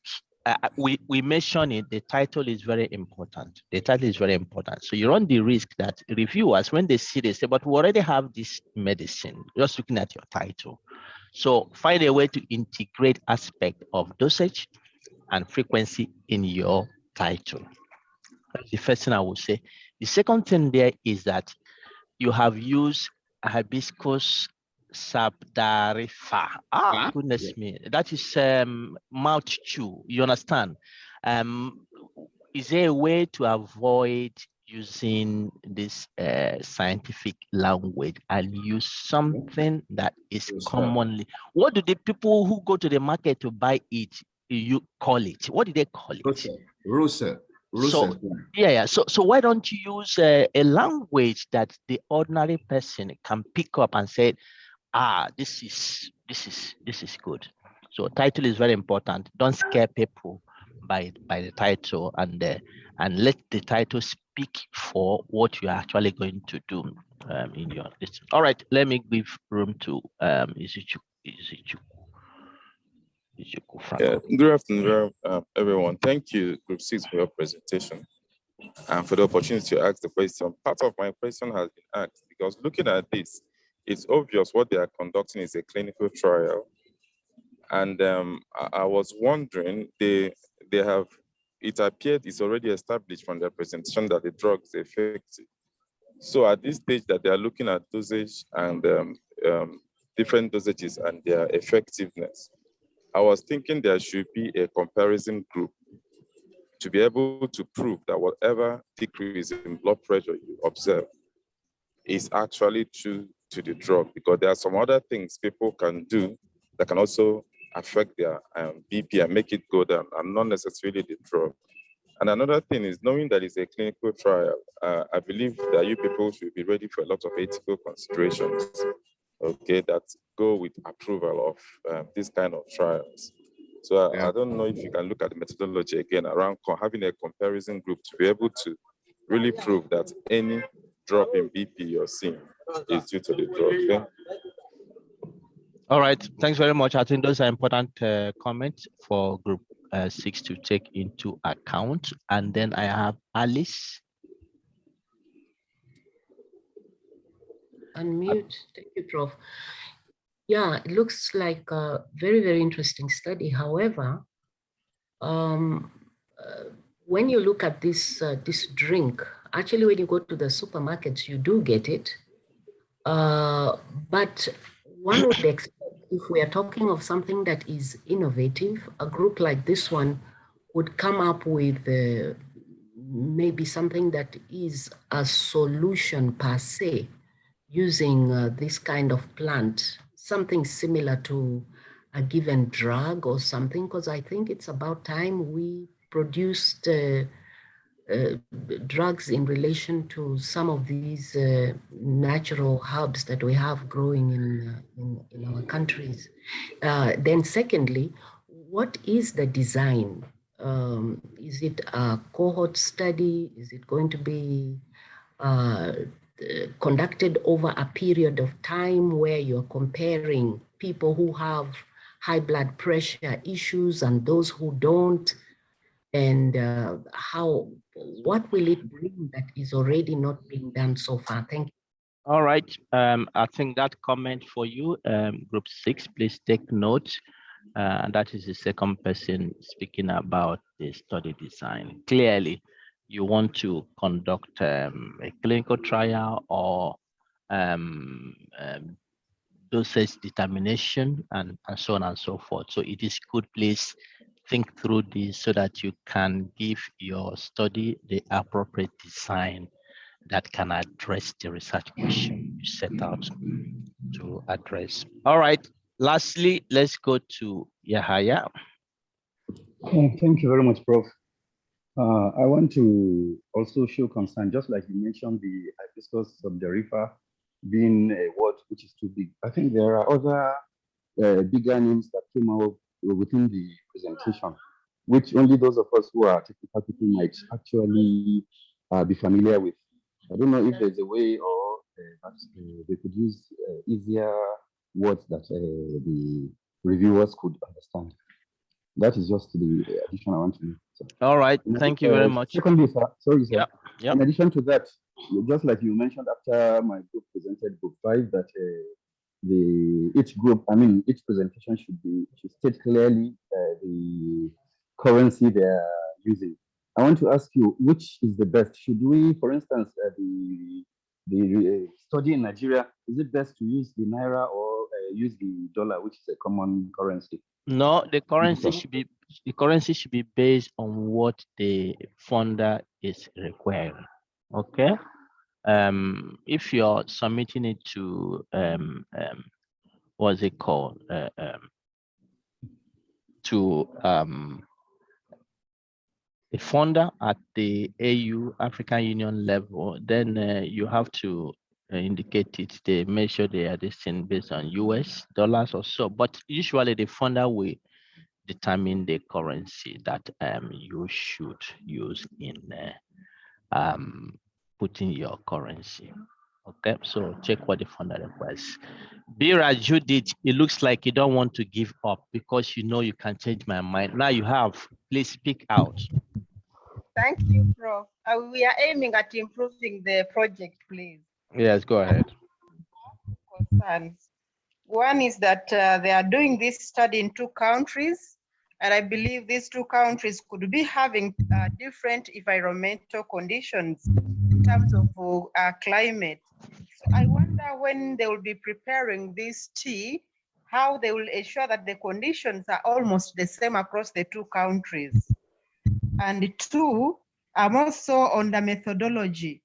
There are high cases of comorbidity And I wonder if when they are looking at the control group and the treatment groups, whether they will look at those who have hypertension alone, those who have comorbidities, and I don't know. I would like to hear from them. Thank you, Prof. All right, thanks very much, Bira. I think group number 6, you should consider this. I don't know if you have thought through what Bira is asking you. The issue of standardization of protocol, since it is occurring in different landscape and different settings. That could be a plus for your study. It depends on how you approach it. It could also be a minus. A plus could be to highlight any country differences really in terms of dosage and frequency you are looking at. So it's something that you can consider. But please see if you have any response to the questions Bira has asked. Quickly, please.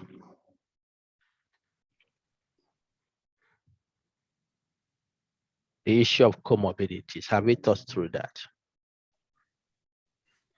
Yeah, actually, we consider that when we are developing this proposal, and it started from the climate condition that we recognize that from even the plants and even physiologically with the subjects that we are going to really consider.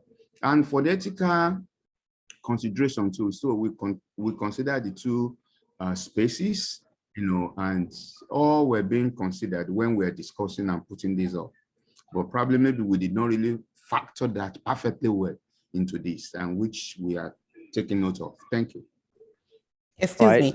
In addition, yes, a pre-assessment of the participants, a pre-assessment of their medical condition will be done prior to their involvement in the study. Yes. So if you undertake a randomized clinical trial, if that is the design you will use, then you would not worry about differences in comorbidities between the control and intervention group, because the randomization or random assignment would take care of that. That is why the random assignment is done in clinical trials. So it will help to balance that factor so that the effect you are observing or you are seeing will be due to the intervention. All right, let's go to group number 7. Please, group 6, you can stop sharing now.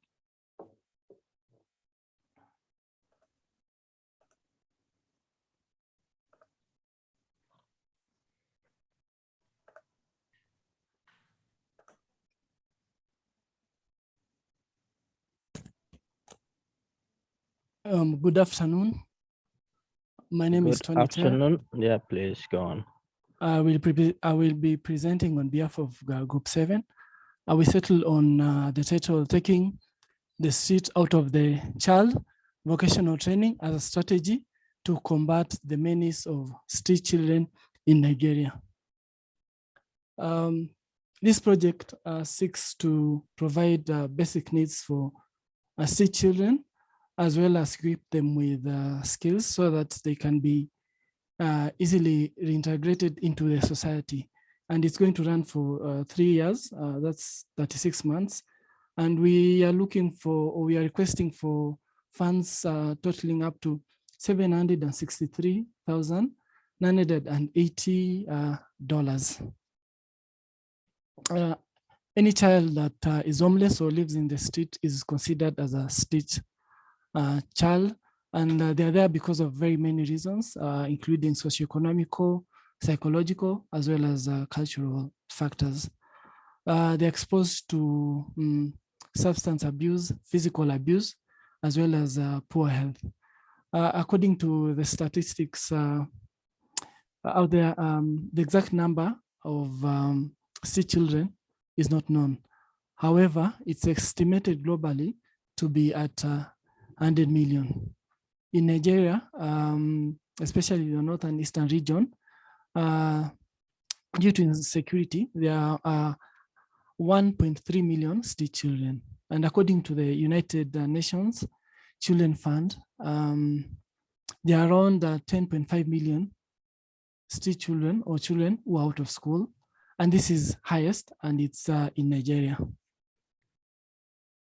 Our overall objective was to provide basic needs and skills for reintegration of these street children into the community. And the ages that we focused on between the ages of 10 to 19 years old.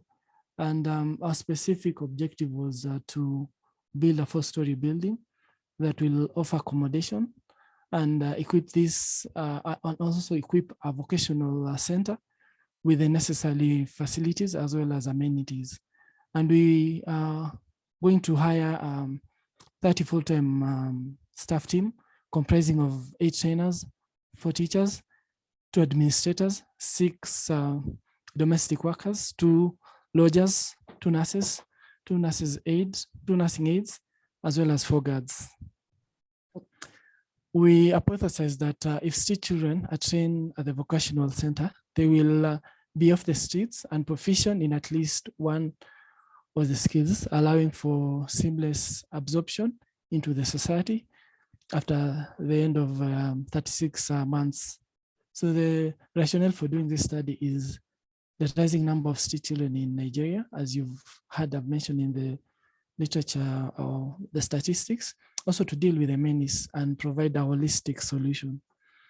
And also address the root cause of street children that stems from abject poverty, socioeconomic pressure, as well as lack of parental care. Existing evidence shows that a number of studies have been done. We've seen studies done on health concerns, and we have the authors there. I'm not going to list them. We've had studies on strategies and resilience of the street life, drivers for street roaming, consumption of psychoactive substances, as well as estimation of their population size. However, in Nigeria, studies on integration of street children and supplying them with skills to attain economical independence are scarce. There's a study that was done in Kenya that was looking at remodeling of education system and functional vocational training as one of the effective rehabilitation intervention in Kenya. So education as well as vocational training has been found to be effective in Kenya. So the innovation in this particular project is introduction of vocational training to overcome the problem of increased numbers of street children. So our expectation is by the end of 36 months, these children will have acquired skills as well as life skills, and they'll be ready to be integrated into the society. The impact is the vocational training will equip these children with skills leading to self-employment as well as financial independence. And for those children who are not completed their education, this will offer an opportunity to finish their studies. We are going to look at the methodology, and our inclusion strategy is street children aged between 10 and 10, according to the United Nations Children Fund. And we're going to consider both genders, and we are going to focus on Lagos and Abuja in Nigeria. The exclusion criteria will be any child or children below the ages of 10 and any child above the ages of 19 years. And we're also going to exclude hardened street children for the reason that these are hardened and they will going to affect or going to interfere with our training, because they hardened, they might mess with the student. How are we going to admit these children? We are going to use social workers who will scout for these children who are new in the street and recruit them.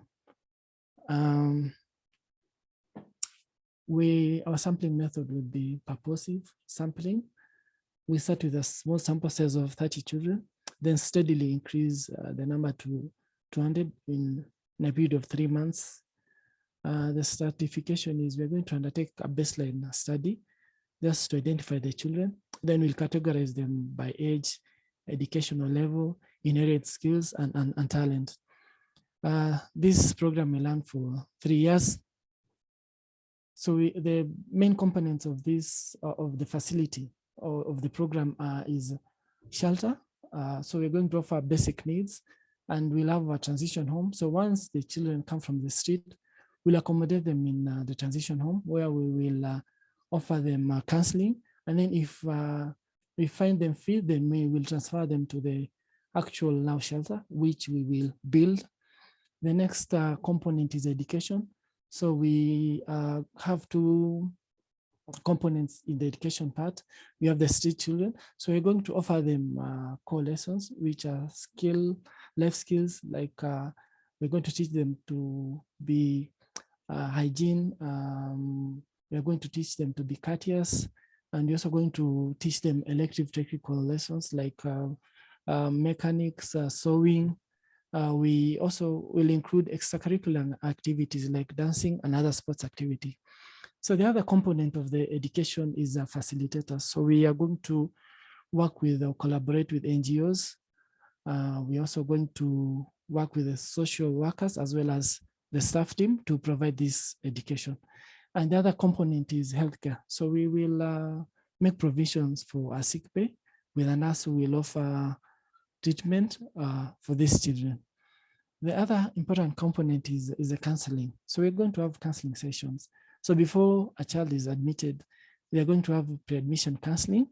Then we will have the return counseling. So every now and then we will have individual counseling as well as group counseling.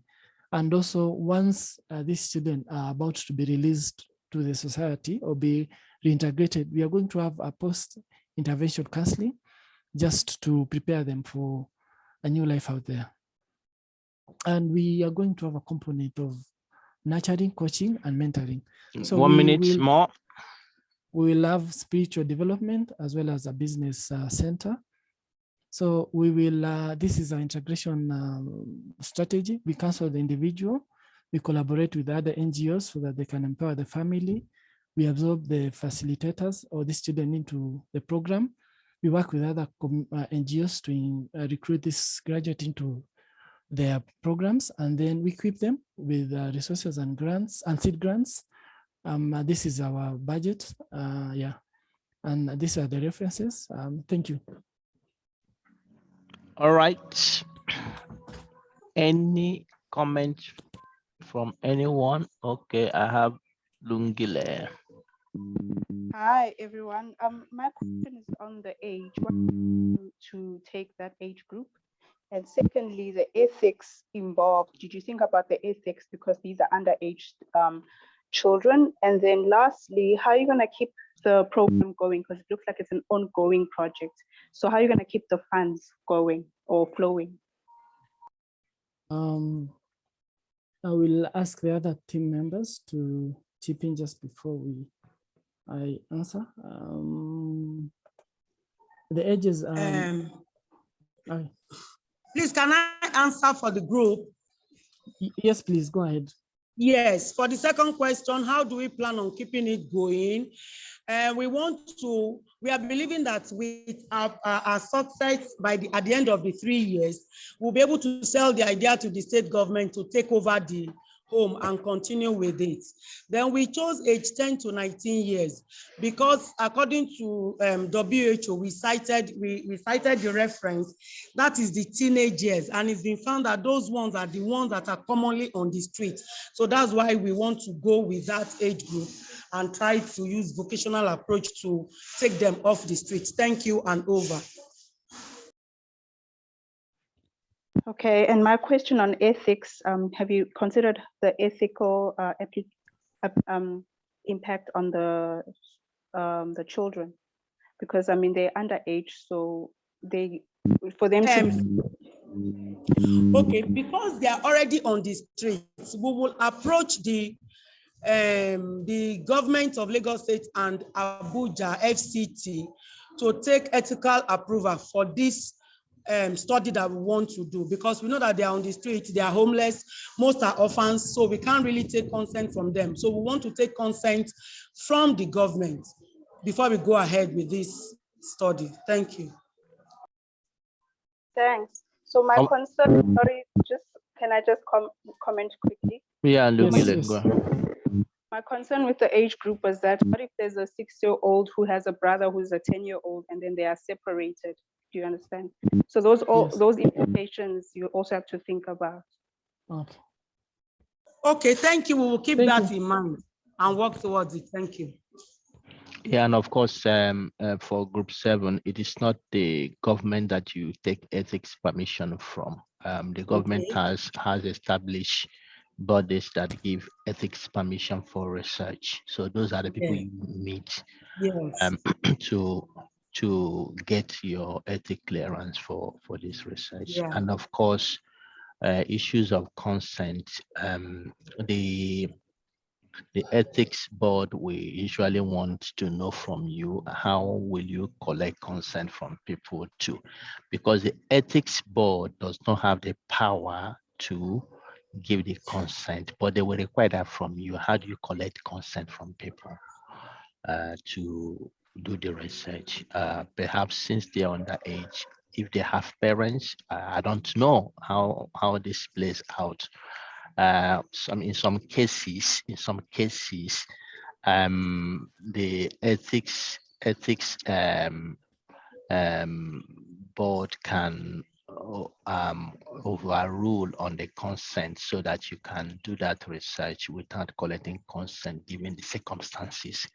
But these are things you need to think about, how it plays out in this situation, because the question Lungile is asking are important, because these are vulnerable people, and it's very easy for people to use them as object of different purposes. Yes. And the ethics board is usually aware of this, and will not easily just give you approval for. Okay. Yep. All right. I have Obinna Okoro. Yes, sir. Thank you so much, sir. Part of my question have been addressed, the issue of age bracket and the ethics thing, because some of them are orphans and some their parents may still be alive, but they don't have the means of survival. That's why they are on the street. And the other aspect of the question I'm asking is, of the group, have they taken into consideration how long these people intend to stay in their facility? Is it that when they clock 19, they will leave, or how long do they intend to stay in their facility for the training? So thank you for that question. We have said that the initial plan for this project is a 3-year plan. During that time, we expect them to have acquired one skill or the other. On our second to the last slide or so, we've shown how we will reintegrate them back into the community. For those of them that have spent 3 years and are still below 19, we will now look for ways of reintegrating them with their families, during those 3 years, they will have acquired one skill or the other. For those that will have been 19 and over, we will also work with other NGOs to see how they can be given a seed grant to start something off by themselves. This way, they will be taken off the street and they will not be a menace to them. So those are the things that we are planning. Okay. If I may say a word, okay, I may just suggest that you also look at that again, because for a child of 10 years and you train the child for 3 years, that is 13 years, just added extra 3 years, the child may not be able to be matured enough to be released into the street, you know, or reintegrate into the street. So it No, takes we are not, time. for those that are still 13, we are not putting them back to the streets. We will look for their families and hand them over, because by then we'll have trained them. It's not only skill acquisition we are doing in the home. We also want to educate some of them during those 3 years. With those that are still, because by the time they come in, we are going to assess those that are still willing to go to school. We attach them to schools that are close by. You understand? Put them there. So for those 3 years, they will have, you know, most of the things that they've learned from the streets, they will have unlearned them. Then after the 3 years, for those of them that are still underage, we will look for their families and reintegrate them back to their family, not to put them on the streets again. Okay. All right. Thanks very much, Obinna. Isa, will come to you. One thing I mentioned when we started this course was also the fact that many researchers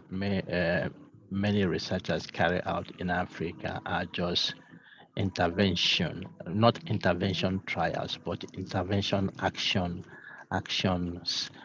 like the NGOs. So the model you have proposed here, I think you have to have a framework to demonstrate that it actually works.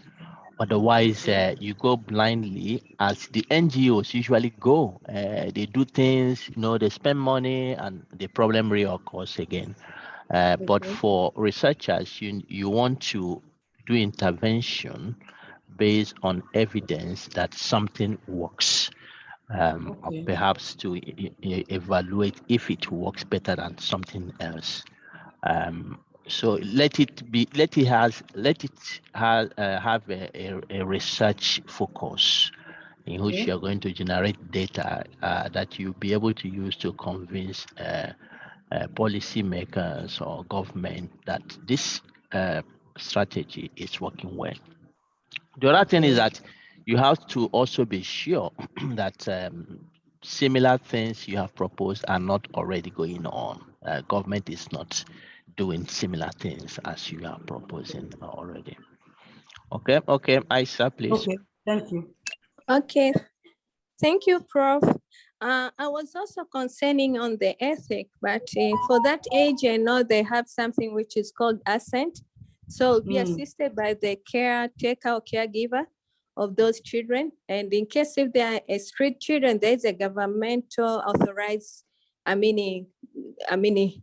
authorization organization which is looking in general upon them. Like yes, in Tanzania, we have a social welfare office.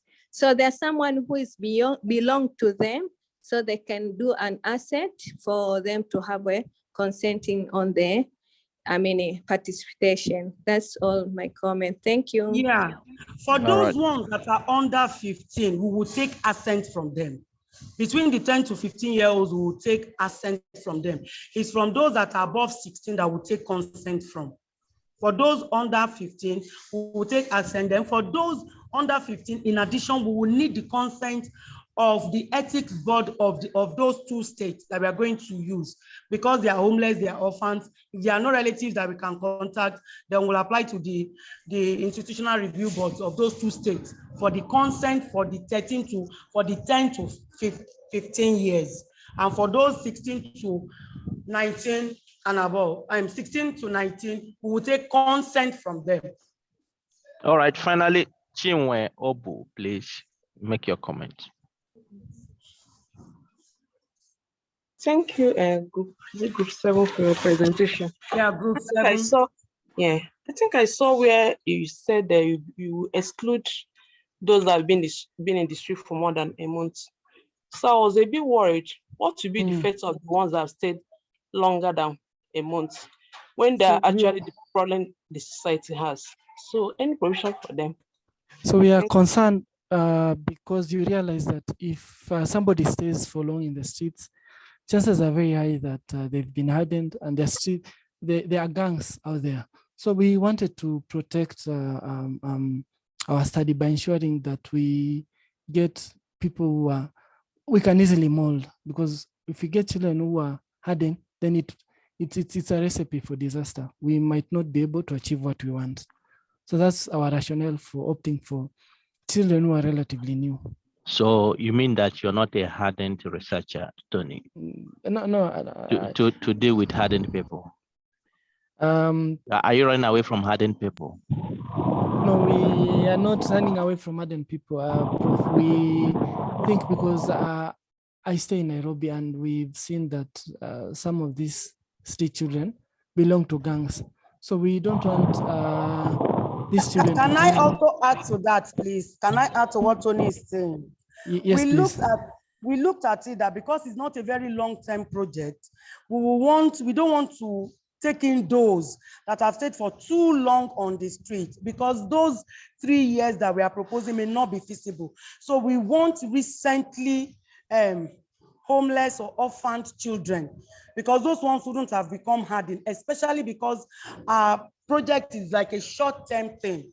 So we want those that we can quickly convert, as it were, rather than those that are already hardened on the streets, that the effect of what we want to do may not be quickly realized. So that was why we decided that. All right. And Thanks also a to lot. Add on what my colleague has said, we plan to reintegrate. So it's easy to reintegrate children who've not stayed out there for long. So that's why we also considered children who have not stayed for long in the streets. So children who have stayed for long are hopeless. All right, thank you, group 7. Let's go to group 8. We see how we can help children who are long in the street because they need help too. Group 8. Yeah, I'm going to share the screen.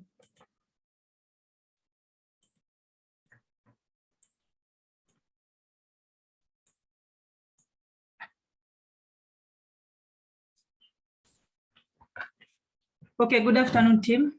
My name is Mariam. I'm here on behalf of Group 8.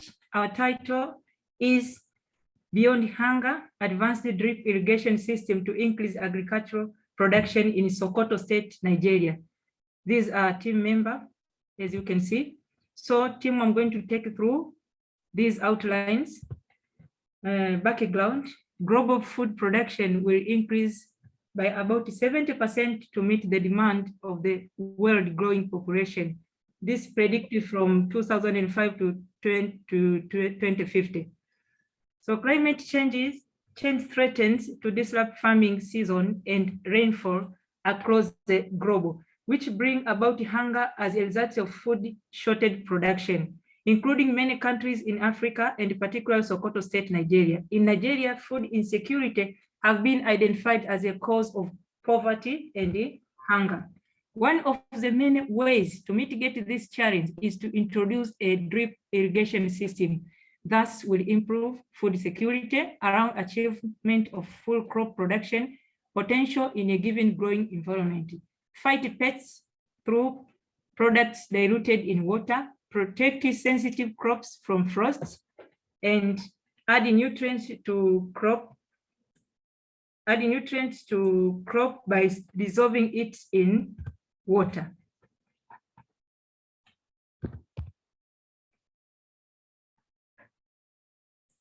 Hello? We're here. Can you hear me? Okay. So problem statement. More than half of the households in Sokoto State suffer from poverty and hunger due to food insecurity, intense cropping and overgrazing, since most of the rural population practice subsistence farming, decline of agricultural resources. The Nigeria government has only irrigated 1% of its irrigable agriculture land, and Sokoto State is also included. Sokoto government, in partnership with federal government, has constructed 162 dams capable of irrigating almost 700,000 hectares of land. Only about 32% of the developed area can be irrigated due to high operating costs and poor maintenance.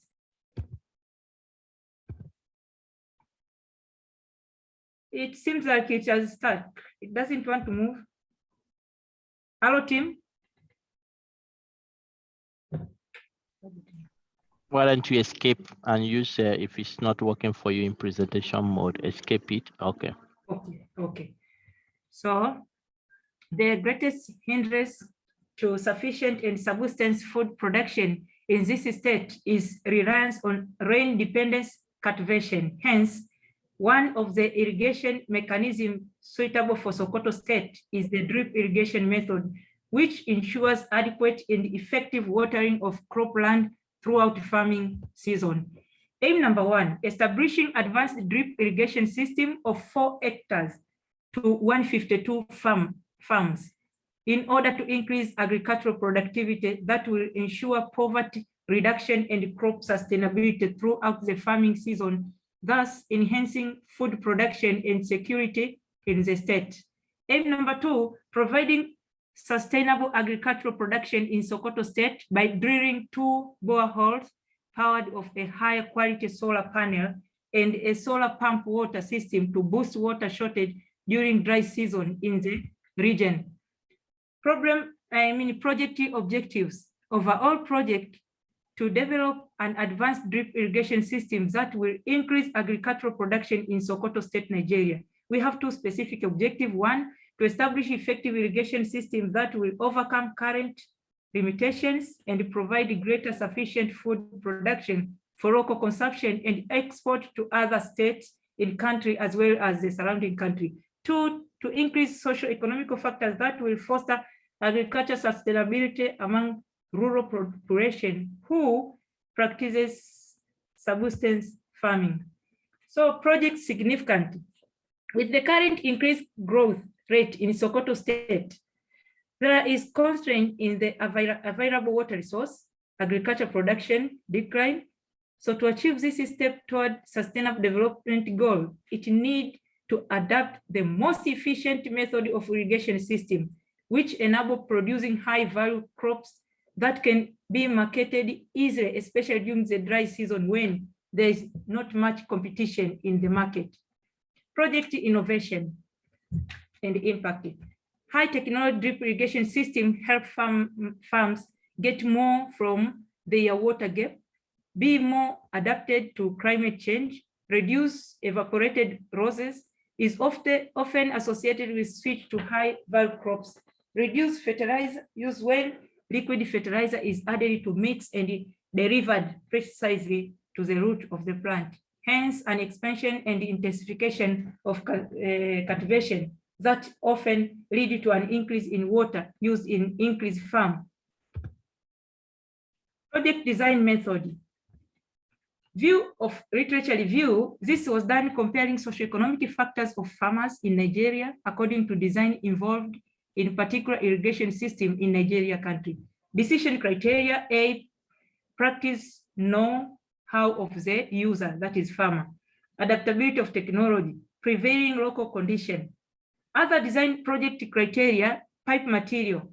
So we propose network for system will consist of different pipe material, such as steel pipe, this is suitable for local area, UPVC pipe, this is suitable for non-local area, and PE for infield irrigation system. So project design method, B, continuity. Okay. B, pipeline hydraulic design discharge. The overall discharge required for the project will determine based on the demand side of the crop. Pipeline diameter, this determined from the base equation, which is Q is equal to V times A, that Q is discharge from 3 meters per second, and A is areas meter square, and V is velocity meter per second. So team, this is the sample of the SAD which group 8 are expecting to use, as you could see there. Escape. Again, it is stuck. Sorry, again has stuck. You can escape and use normal. I've tried, but it doesn't.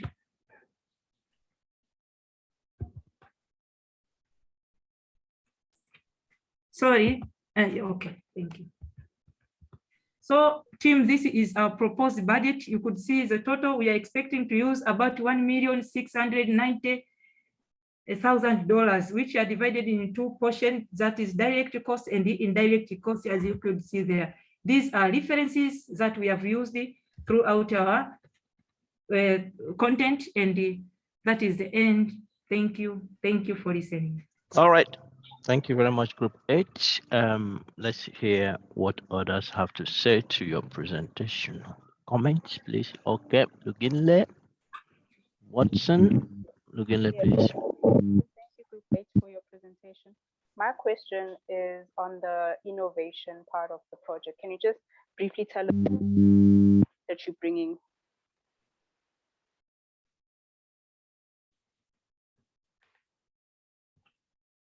Lungile, sorry, I did not get you well the question, or otherwise group member, Group H, anyone could respond. She's asking what innovation is your project bringing? Okay, all right. Let me come in. Hello, members. I'm one of members in Group 8.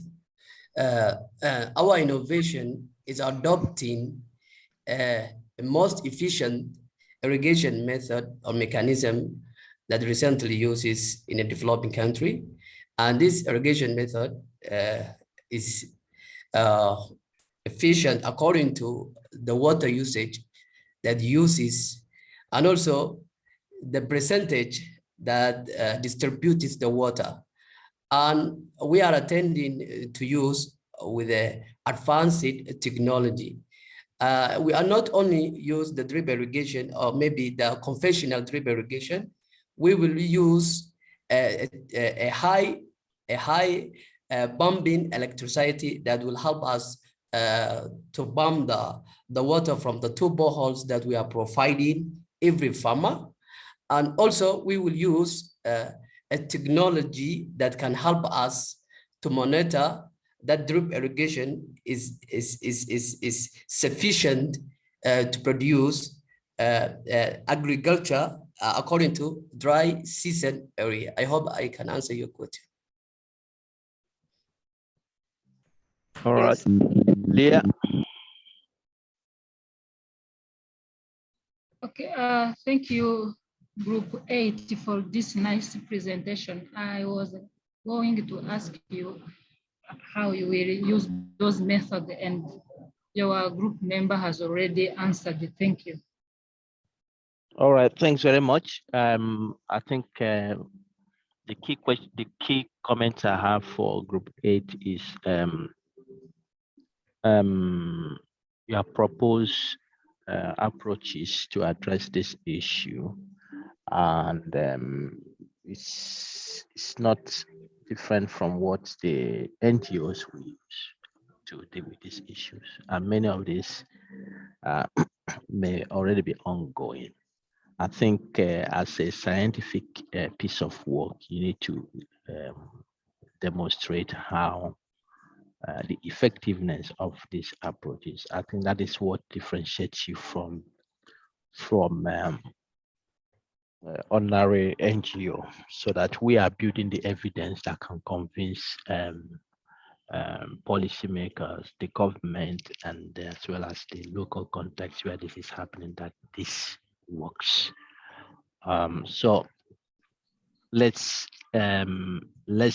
not fall victims as researchers to what the NGOs continue to do, and it's being recycled now and then, and the story is never ending. So in your project, you can integrate evaluation of effectiveness of each of the strategies you have outlined here. All right, I have Abdiaziz. Yes, I'm not. I don't have question, but I'm preparing my presentation as a Group 9. So go on. Oh, you are not giving any comments. You want to? Okay. I don't have comment or questions.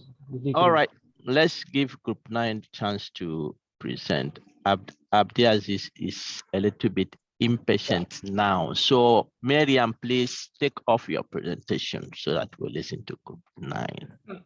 Okay, thank you.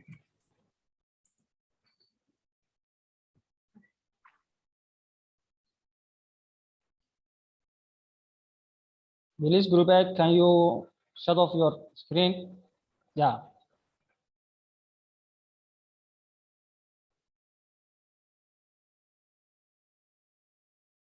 Okay, do you see my screen, please?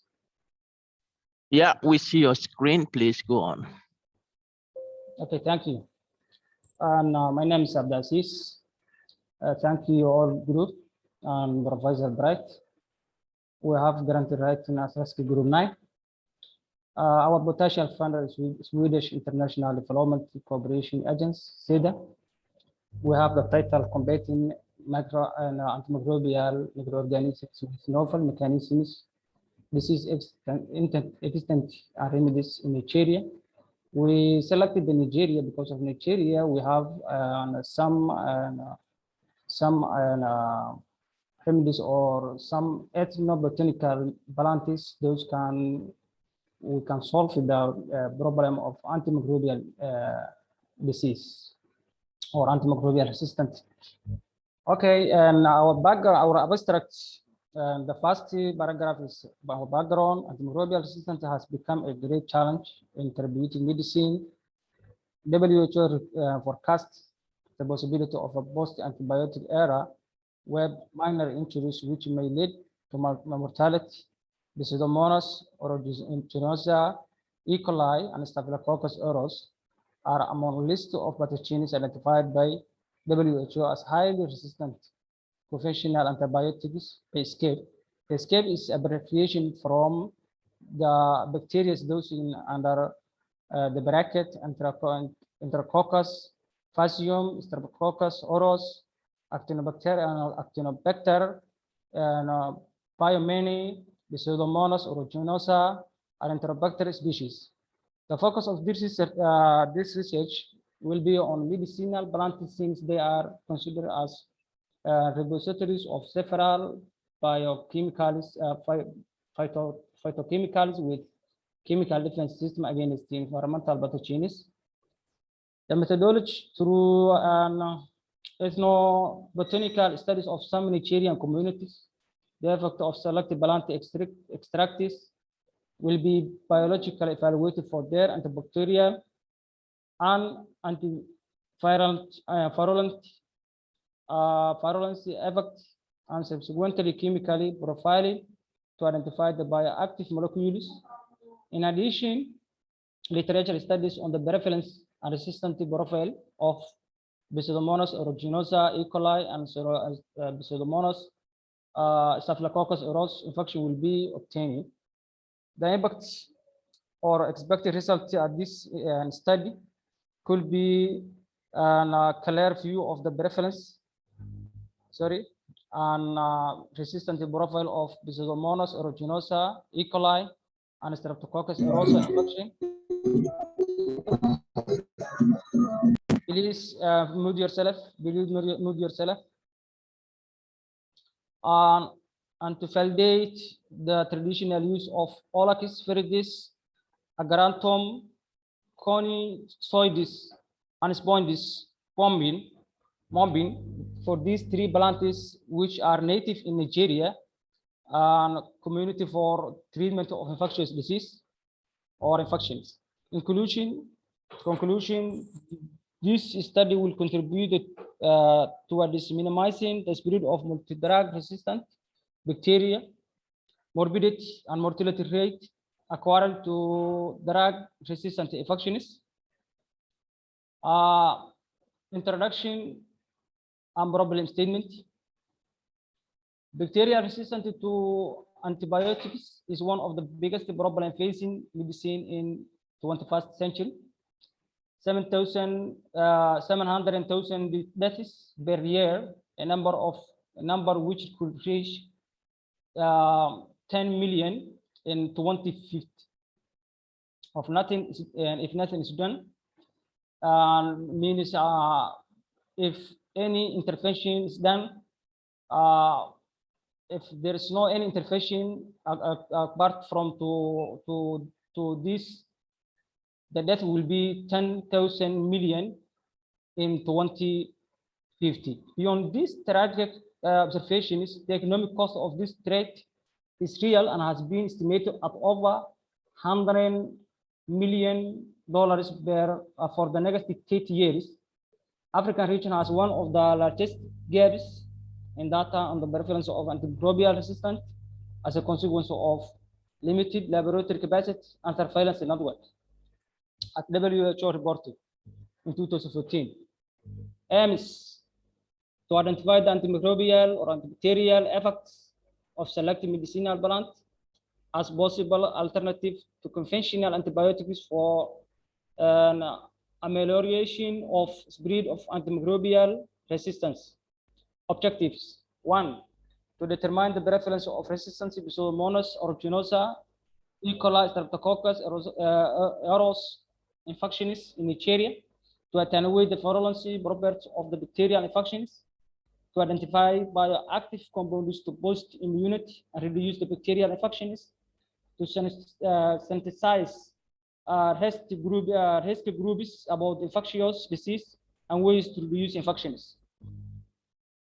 Antimicrobial resistance refers to the resistance of bacteria, fungi, protozoal, virus, antibiotics, antifungals, antiprotozoal, and antiviral, respectively.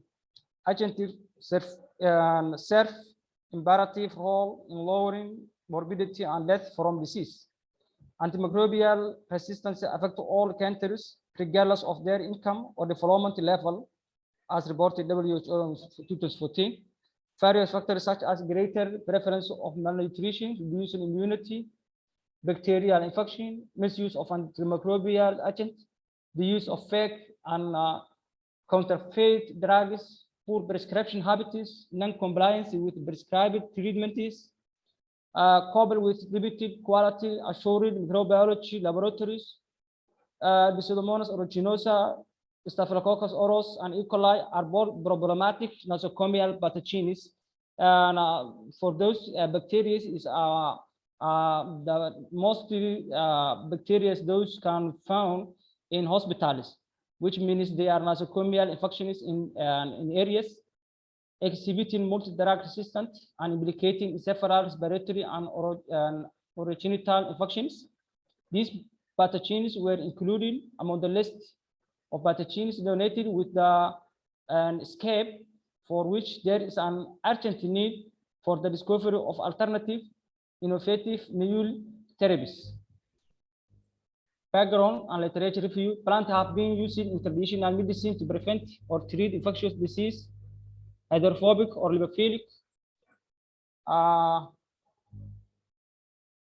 Extracts from plants have been exported to possess diverse range of bioactive compounds with antibacterial, anti-inflammatory, and antivirulent properties. Malnutrition reduces immunity and contribute to antimicrobial resistance, increased risk of infectious disease. Organization and some factors may reduce the body's ability to fight infection and lead malnutrition. Example: anorexia, traditional behaviors, reduction of intestinal absorption, metabolic damage, disorder metabolism of lipids and carbohydrates, reduction of vitamins, iron, and so on. 2 minutes more. Yeah. Maintaining the right nutritional status, consumption of the right amount, and diverse food may contribute to the prevention and management of infectious disease caused by resistant bacteria. Methodology: sample collection and preparation of plant extracting. This study include the leaves of Olax viridis, Argatum conicoides, and Spondios mumbin. For these plants, could be the what we could test and apply in Nigeria. In vitro study, human pathogenic strains of the Pseudomonas aeruginosa, E. coli, and Streptococcus aureus will be identified. Okay. In vivo, the Asparagus dolichates weighing between 120 and 150 grams will be used for study. In isolation of active compound, the plant extracted showed bacteriostatic, bactericidal activity in vitro and in vivo will be purified using column chromatograph and high-performance liquid chromatograph.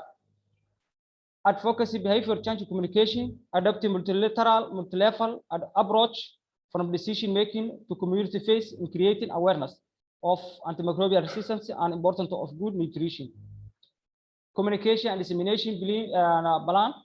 The project finding will be presented in international scientific meeting, such as World Antimicrobial Awareness Week, World Antimicrobial Resistance Congress, and International Society of Antimicrobial Chemotherapy Congress. Furthermore, the project finding will be published in the international journal and so on.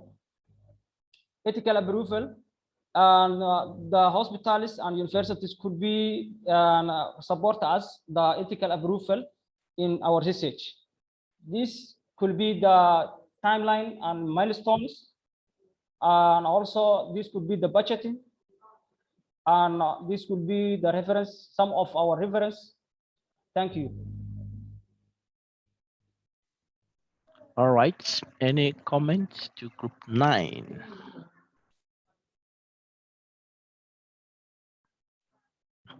Any comments?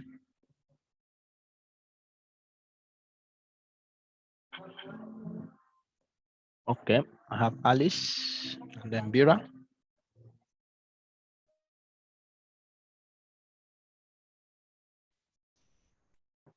Alice, unmute yourself and speak, please. Right, thank you. Prof, I'm not in pure science, but just looking at the presentation, you kind of see some innovation that has to do with the antibacterial, whatever it is that the study is trying to come up with. You do see some innovation that is really a problem when it comes to antibiotics and the solution of using maybe herbal plants to combat that, something like that. It gives you an impression like you want to know more about this study. Thank you. All right, let's say commendation rather than comment. So group 9, you take that, it's not for me. Bira, Judith. Thank you, Prof, and thank you, Group 9, for your presentation. Mine is just also a suggestion that next time you go to present, please do not make the slides crowded like this, because you're making us doze and bored. Thank you. That's why you could not even meet the timeline. Yeah, Judith was almost sleeping. The presenter, please don't put her to sleep because of your presentation. All right, Olufunke. Thank you. Thank you, Prof. Thank you, Group 9, for that presentation.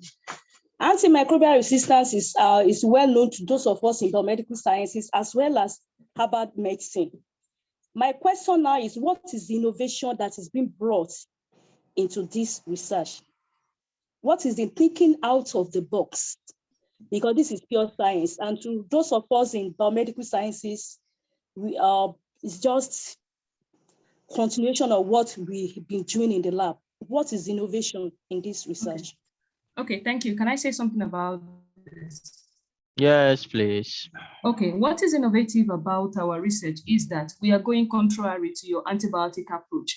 As you are a scientist, you know the antibiotic approach works by either killing the bacteria or stopping its goods. That's bacteriostatic or bactericidal mechanism of action. But in our own case, we are allowing the bacteria to grow in its normal environment and rather attenuate the virulence properties. Those virulence properties, for instance, in Pseudomonas, you've got the pyocyanin, you need to attenuate the virulence. And as such, the immune system can have ample of time to eradicate it on its own without the help of even your antibiotics.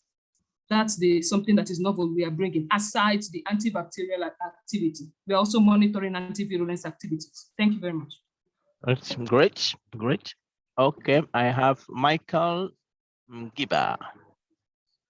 Okay, thank you. Thank you for the good presentation. Yes, I'm interested with the presentation, but I wanted to ask the speaker. They are just they want to to innovate or to have something concerning the antimicrobial resistance. So I wanted to ask him, what about the extended spectrum beta lactamase bacteria? Because it is one among the strains of bacteria that threatens the whole world as those AMR. So I want something from him. Okay, can I also respond to this? Go ahead, please. Okay, thank you very much for your question about extended beta-lactamases.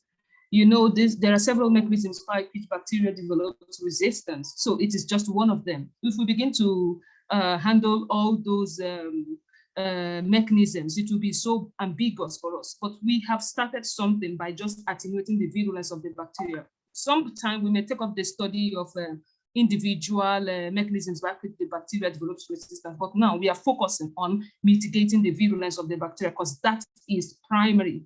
We can also use adjuvants. We can also combine our herbs with the conventional antibiotics in terms of adjuvants, because we believe that these adjuvants will also increase the increase the potential or the efficacy of our antibiotics, and it will also clamp down the spread of antimicrobial resistance in general. Thank you. All right, Gile. Thank you, Group 9, for your presentation. Out of interest, I just wanted to know, do you think it's transferable or translatable to animals, since you also have that problem in animals, antimicrobial resistance in animals? Nai, can you answer that? Does someone want to answer, or can I answer again? Go ahead.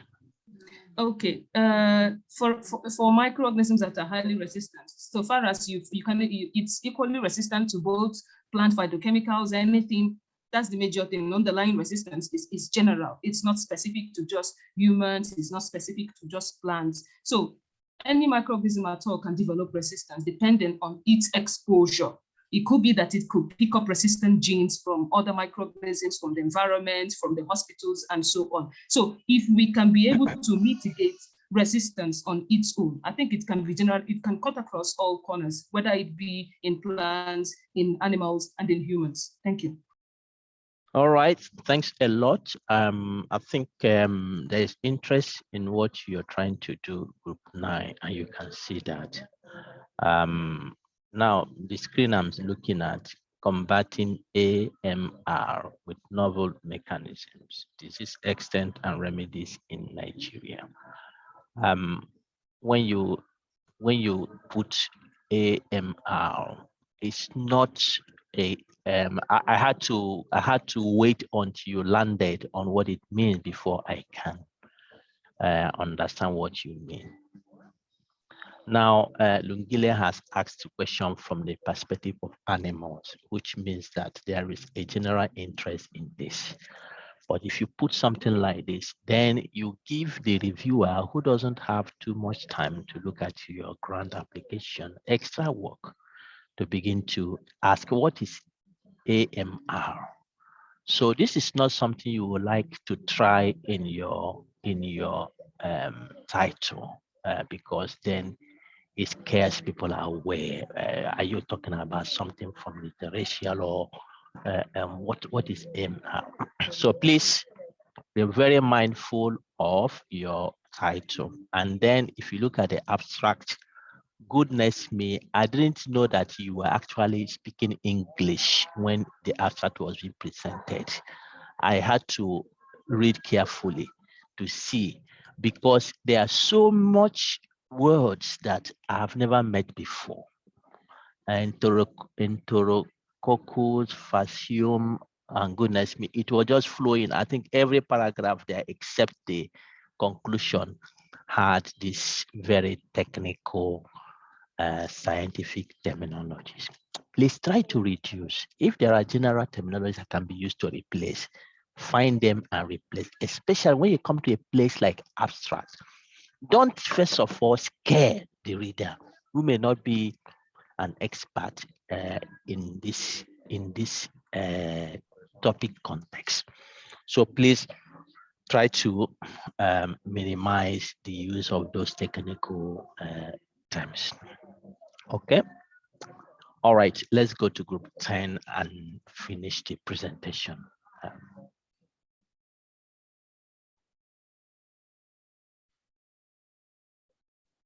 Group 10, who is presenting for you?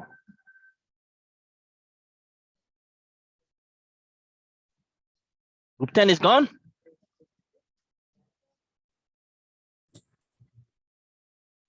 No, we are there. Oh, you are not there because you're not presenting. Yeah, the person presenting. Oh, no. Who is presenting for group 10? It's Jamina and Judith. I don't see them here.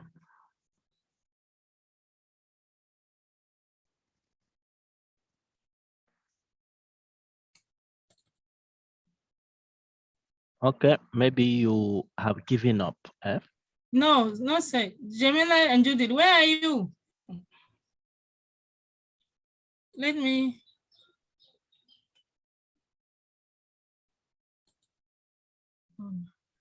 Is there somebody that wants to replace you? I'm giving you 1 minute to get yourself sorted out. Otherwise, we have to move on. Right, can I have a comment until they prepare themselves? Yeah, please, Clement. Thank you. I am glad from all the topics of all groups. I see that they are searching for solutions to African problems, and that is the most important role of science, is to solve community and society problems.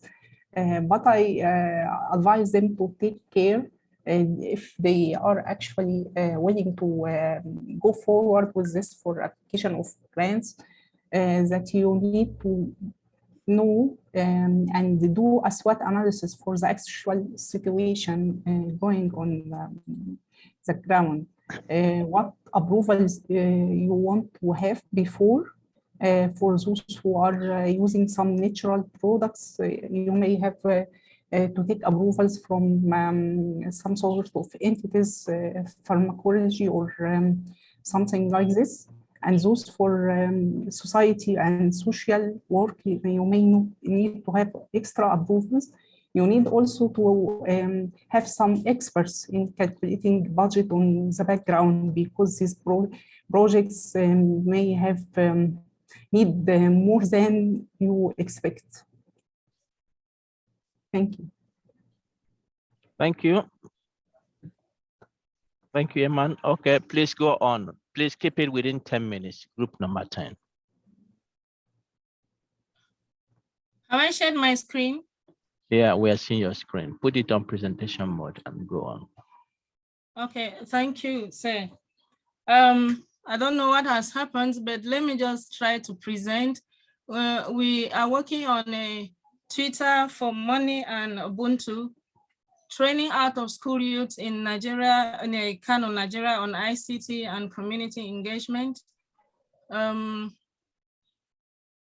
abstract, we are going to look at out of school youth in Kano State, Nigeria. And Nigeria has the highest out of school youth in Africa, and globally no attention has been paid to the problem of out of school youth. And the study proposes a 5-year program at the Kano State slum using a triangulation and mixed research approach. And during the 5-year period, ICT teachers or instructors will train the participants and equip them with appropriate materials. And so we have the content background, what is known, knowledge gap, critical needs, solution to identified knowledge, and the main goal. So for the background, we realize that there are 1.21 million youths aged 15 to 24, accounting for 15.5% of the global population. And we also have 1.2 billion, and the United Nations has projected that by 2030, 1.29 billion, which is a 15.1%, and about by about 2050, 1.34 billion, which is 13.8%, will be unemployed. And this will affect 67.6 million young people worldwide. And in northern Nigeria, Northern Nigeria, Northern Africa bears the highest percentage of youth unemployment, and that's why we have chosen a town in Northern Nigeria. So Nigeria has the same problem. There is a need for young people, especially out of school youth, to enter into and remain in employment. So the above is linked to the Sustainable Development Goal number 8. So Nigeria still faces a number of issues: high level of youth unemployment, chronic gender gaps in post-basic education attainment, workforce participation, high levels of insecurity, poverty, vulnerability, inequality. And all of these are exacerbated by the current COVID-19 pandemic. So it is we saw that there is a gap because there is persistent and wide skills gap that exists. So we want to advance the digital skills, both basic and intermediate skills, and then train out of school youths and also engage them in community community development and community relations. So the critical need is that there is high level of unemployment and all the like. And so the project goal, the primary goal is to impact ICT soft skills to out of school youth in Kano State. And the secondary goal is to improve the financial security amongst the youth in Kano and to engage them in community.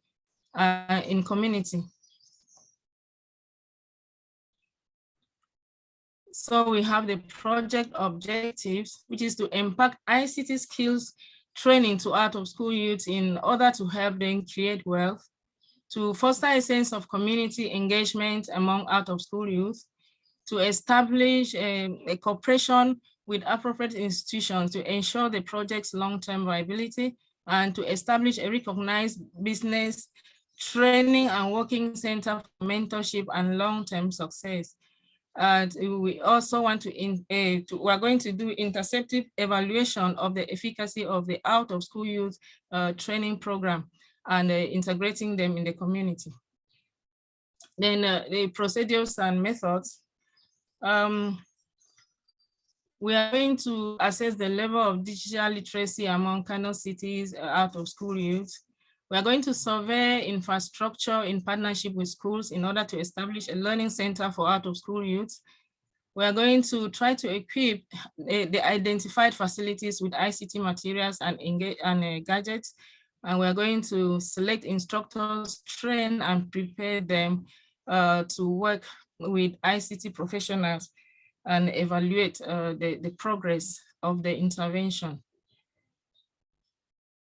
Procedure and method number 2, we are going to, first of all, randomly select 50 youths in a Jankara slum in Kano. And then after that, we are going to do a snowball technique, which allows current participants to recommend other recruits, who will then be used to recruit more individuals.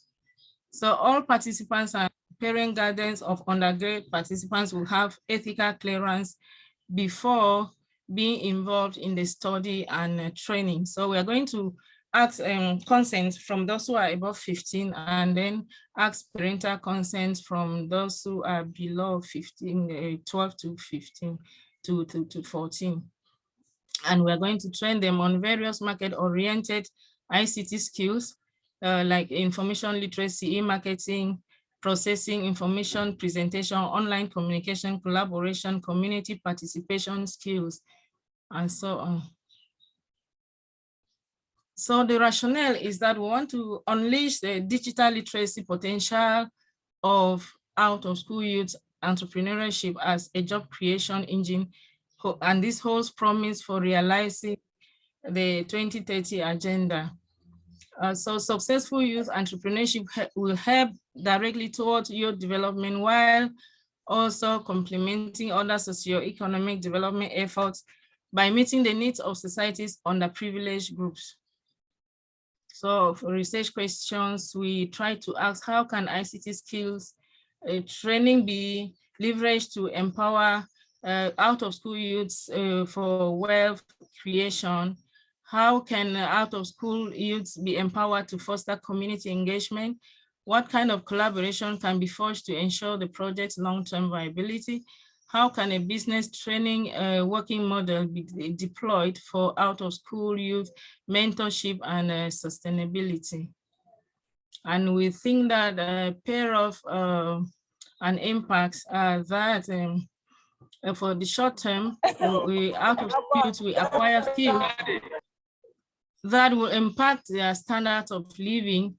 Out-of-school youth will be able to stand on their own and also contribute to the economy. Out-of-school youth will become sustainably developed. And for the long term, we think that out-of-school youth will now be entrepreneurs with relational potentials. And we plan to train 250 out-of-school youth and work with them. So this is our budget plan, which stands at $1,754,390. And then we also have a timeline, since our project is a project of 50 years, and we're planning to move from Kano to other countries in Africa, Cameroon and Uganda, but we're starting with Kano. So we have a timeline that will take 1 year per stage and 1 year per stage and so on. So we are going to upgrade on the timeline before we submit.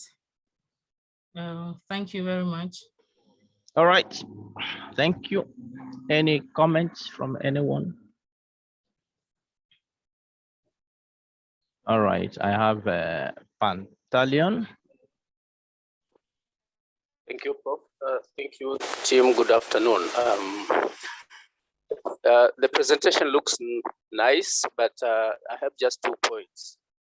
I think in terms of innovation, you should or may consider having some innovation labs that will enable you to engage innovatively the out-of-school youth into the project objectives. And my second point is, you mentioned the project will be implemented at least in 2 countries, Nigeria and the Uganda at the later stage.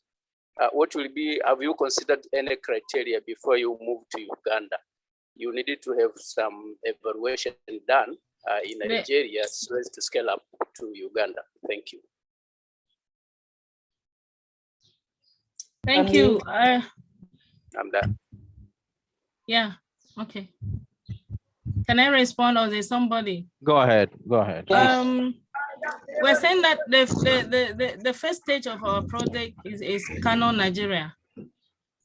It is after we would have succeeded with that, evaluated and seen the success of that we will move to other countries. And we are envisioning a Kampala slum, a slum in Kampala and a slum in Garwa, Cameroon.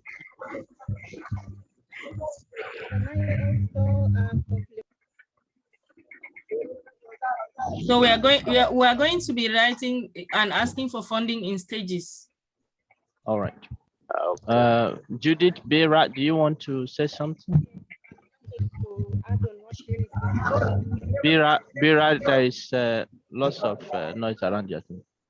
Okay, go ahead and speak now. Let's. Okay. Thank you, Prof. I'm saying that we are planning to pilot this study in Kanu. Once we see that the project is progressing on very well, then we can extend it to the 2 other countries. Thank you. To add to what Judith is saying, it's not really a pilot. It is a project already, an intervention. It's just that it is in stages. All right. Yeah. Of course. This also goes to what I have said to other groups. You have to see what other people are doing already in this context and what difference yours is making. In terms of the intervention aspect you are bringing on board, Okay, and your budget is very huge, $1.7 million. How do you see that? Where do you get that money? Have you identified any funder for this?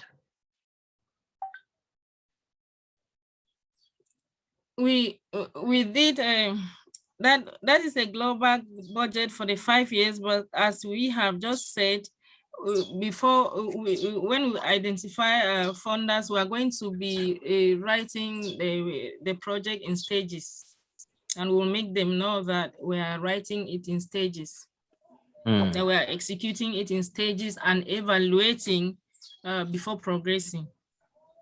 Hello. All right. Yeah, please. We also had a funder, the funder you gave us to. The Commonwealth Foundation. Commonwealth Foundation. We had them in mind, and that was why we actually prepared this in pounds, not dollars per se. Not dollars. This is pounds, actually. No, yeah? This is dollars. They finally put it in dollars. What I presented is in dollars. As at when we did it in the group. Okay, it's okay. It's okay. Oh, okay. Otherwise, it would have been much higher in It dollars. would have been outrageous. Yeah, it's in dollars. All right. Thank you, all the groups, for your presentation. And I see that Nigeria is a big context for this course. I think more than half of the project centered on Nigeria. Food for thought. Leah, you have a final comment to make to group number 10's presentation? Yes, Prof.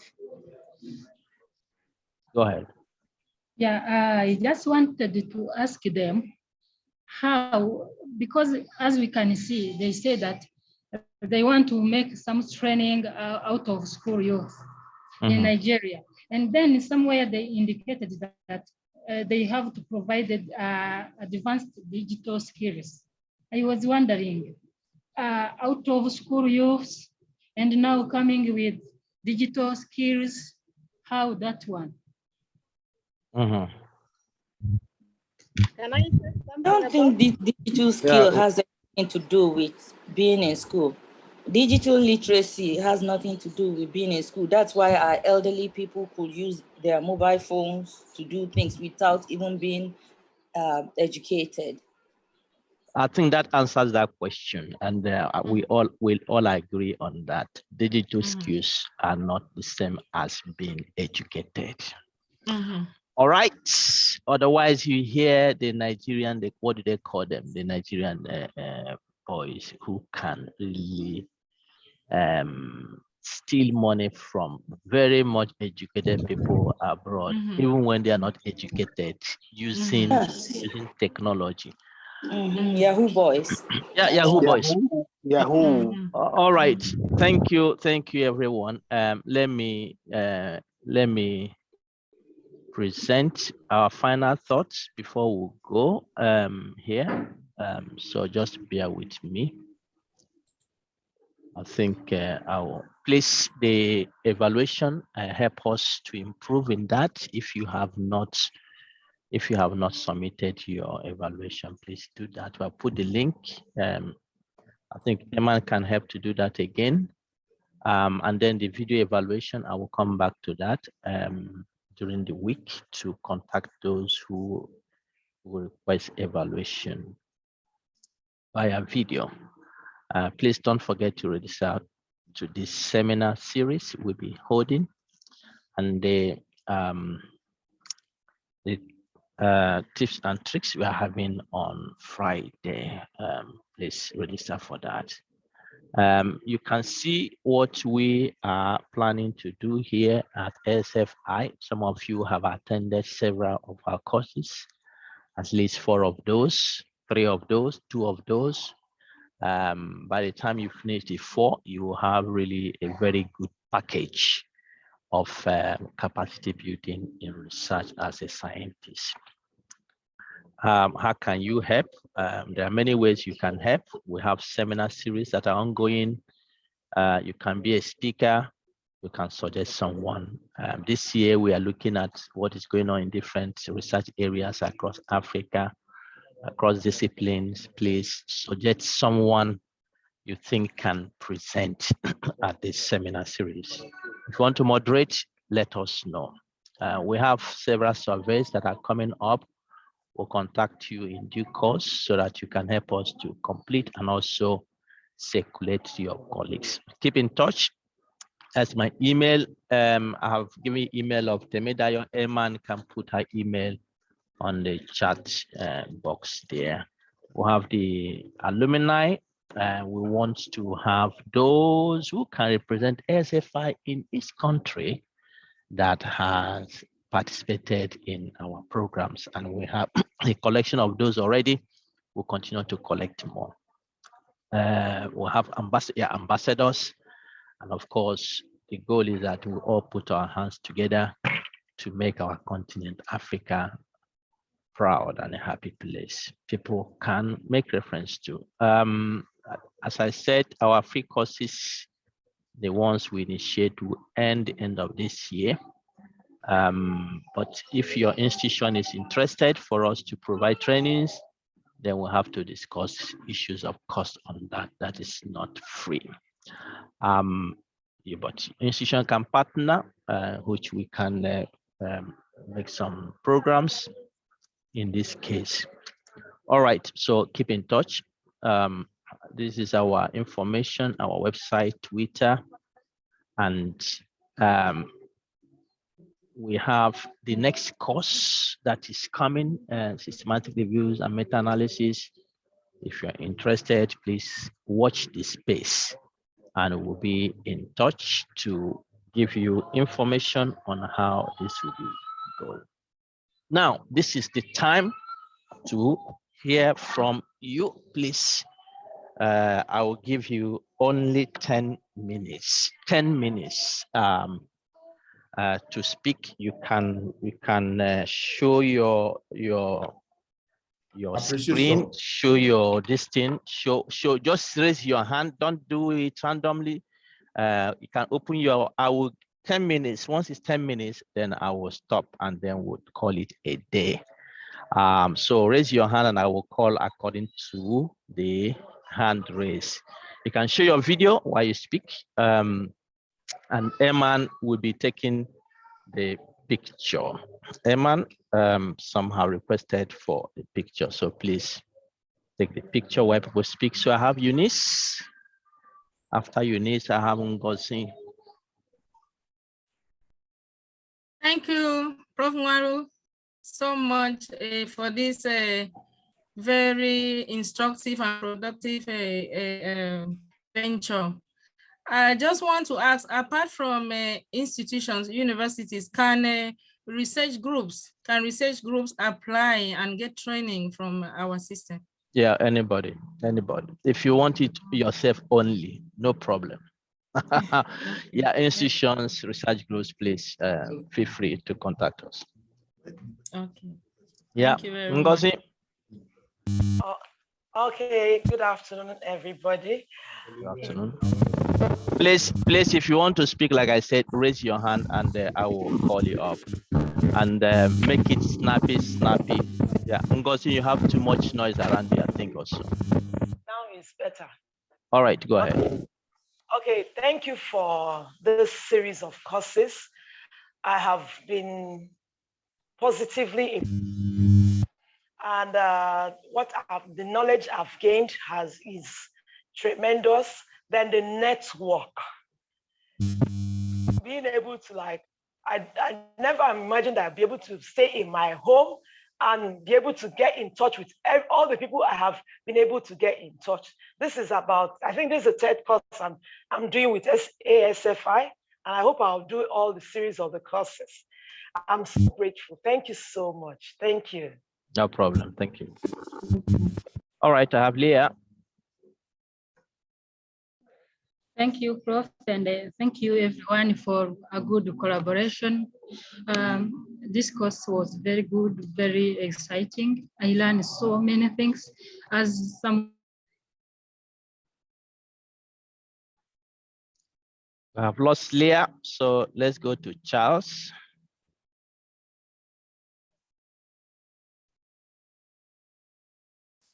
Hello, everyone. Yeah, Charles, go ahead. Good afternoon, Prof. and Good everyone. afternoon. I'm very grateful that I was able to be included in this training or workshop. I've been looking forward to such a training, and when our assistant dean at the University of Zambia shared the advert, I had to take the opportunity and apply to be part of it. And in my part, like Malawi, especially on the island, there are so many areas where I felt they will need assistance to do some research and even in some impact projects. So I feel the knowledge which I've gained and even the collaborations which are going to have, I think some of the challenges will be worked on and the gaps will be filled even in research. Thank you so much. All right, thanks. Jerita, you're next. Thank you very much, everyone. I'm very grateful to have this opportunity. A friend of mine shared the link and I quickly jumped into it. I've never attended such a course and I've really benefited a lot. In fact, I've made friends from Rwanda, Tanzania, Nigeria, and I look forward to more collaborations. And I wanted to ask about maybe the mentorship. Are you going to contact us or something like that? Yeah, you'll be contacted. So where are you joining, Jerita? Which country? I'm from Kenya, Coast, Kenya, okay. Coast region, yes. All right, great. Okay, we'll have Judith, Mira. Yes, thank you, Prof, for this opportunity. My inquiry is on the cost. You are saying that institutions will be asked to pay. So I'd like to know if the cost is already established so that we can be able to update our universities about the cost. Yeah, so Judith, get in touch with me on that, okay? Right, thank you. All right, so I have Egunjobi.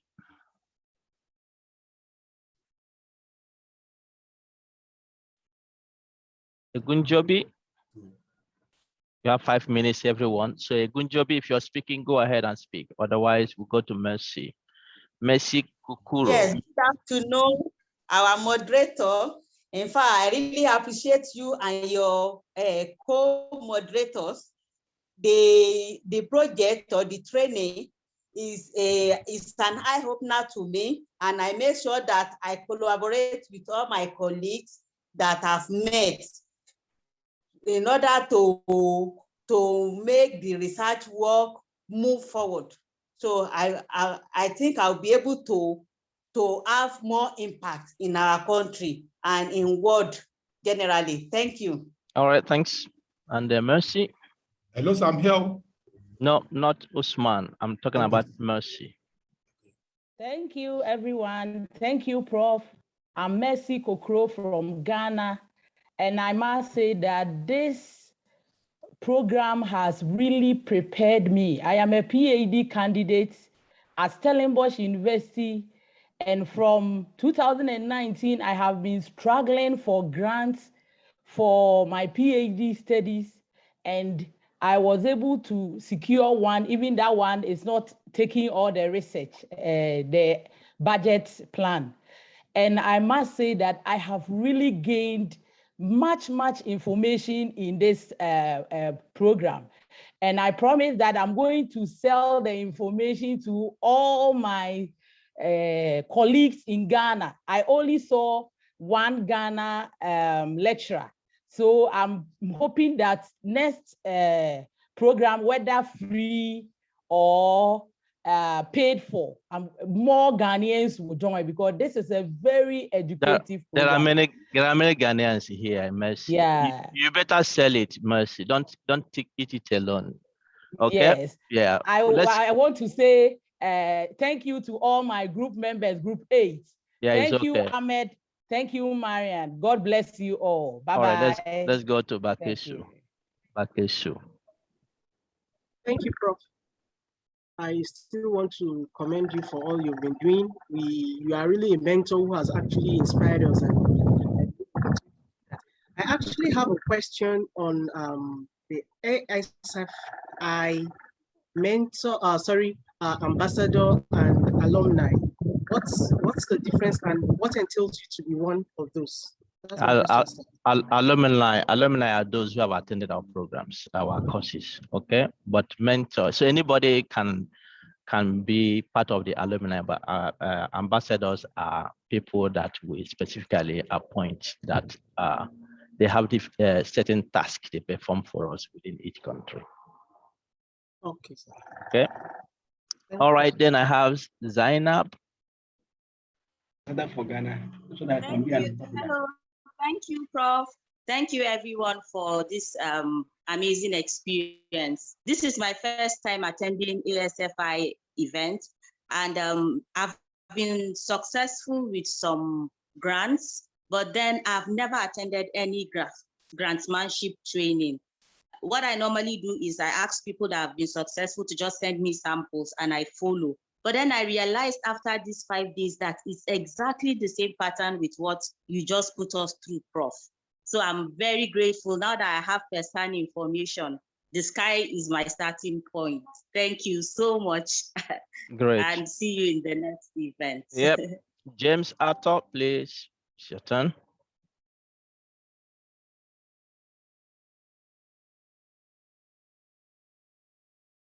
James, are you there? All right, let's go to Tony Teya.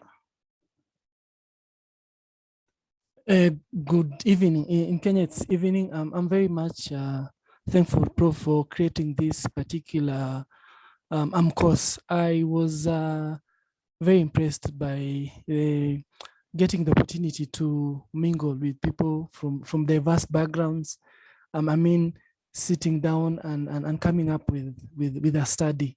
It kind of opened my eyes, and I'm very grateful. I also love the way you organize the entire program where you teach, you send us to breakout groups. It's very interesting. I'm looking forward to be part of this group.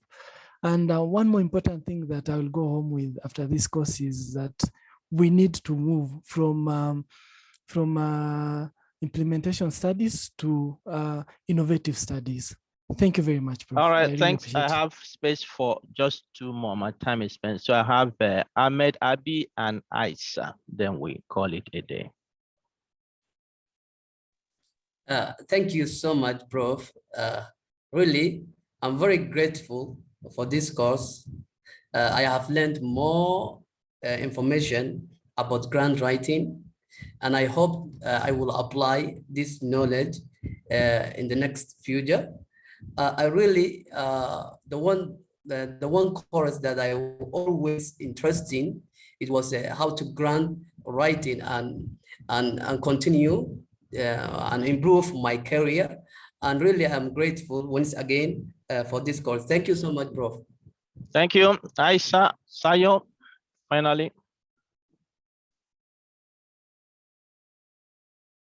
Aisha, are you there?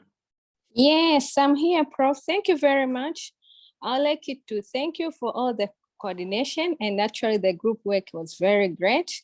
I'm from Tanzania, and I managed to convince my group to write something concerning Tanzania, and it was very nice. And we like if you can keep on mentoring us and don't get tired when we send you an email for any consultation, but promise to keep the goal so that we can achieve African to be like the other developed countries. Thank you very much, Professor. Great, thanks everyone. I think that is a good place to say thank you for attending. The goal is to make Africa a different place, and scientists, as you have said, have a very big role to play. Don't count yourself as one who sits in the back seat. Let's move to the front. That is where we belong. All the innovations we see in the world today, they have their roots in Africa, but Africa has gone back. You are the generation to move it forward. And without having the right capacity, we can't go anywhere. So ASFI is here to make a statement that we can change. What you can do is take the message forward and tell others there is still hope for our continent. So thank you. If we can't give room to everyone, July this year we'll be having our 2nd year anniversary. We invite you there, and there you will have time to say all that is in your stomach. You pour them out. But for now, we'll say goodbye, and we'll see you next time. If you're joining the systematic review course in July, we'll see you. All the best. Thank you. Thank you. Thank you, Prof. Bye-bye. Thank you, Prof. Thank Thank you, all of class. you. Thank you. Thank you. Bye, class. Thank you. Thank you. Bye. Bye. Thank you, everyone. To everyone. Thank you very much. Thank you so much. Bye-bye. Thank you. Thank you. Thank you, everyone.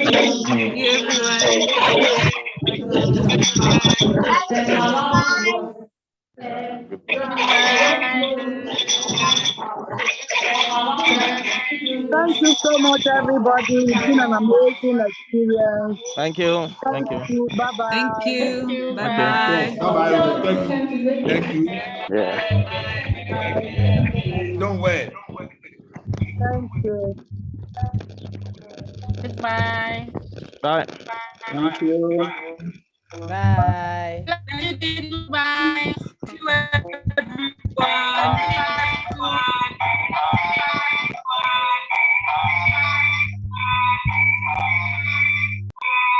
Goodbye, Prof. Thank you for everything. Bye. Goodbye. Thank you, Marian. Bye-bye. Bye. Bye.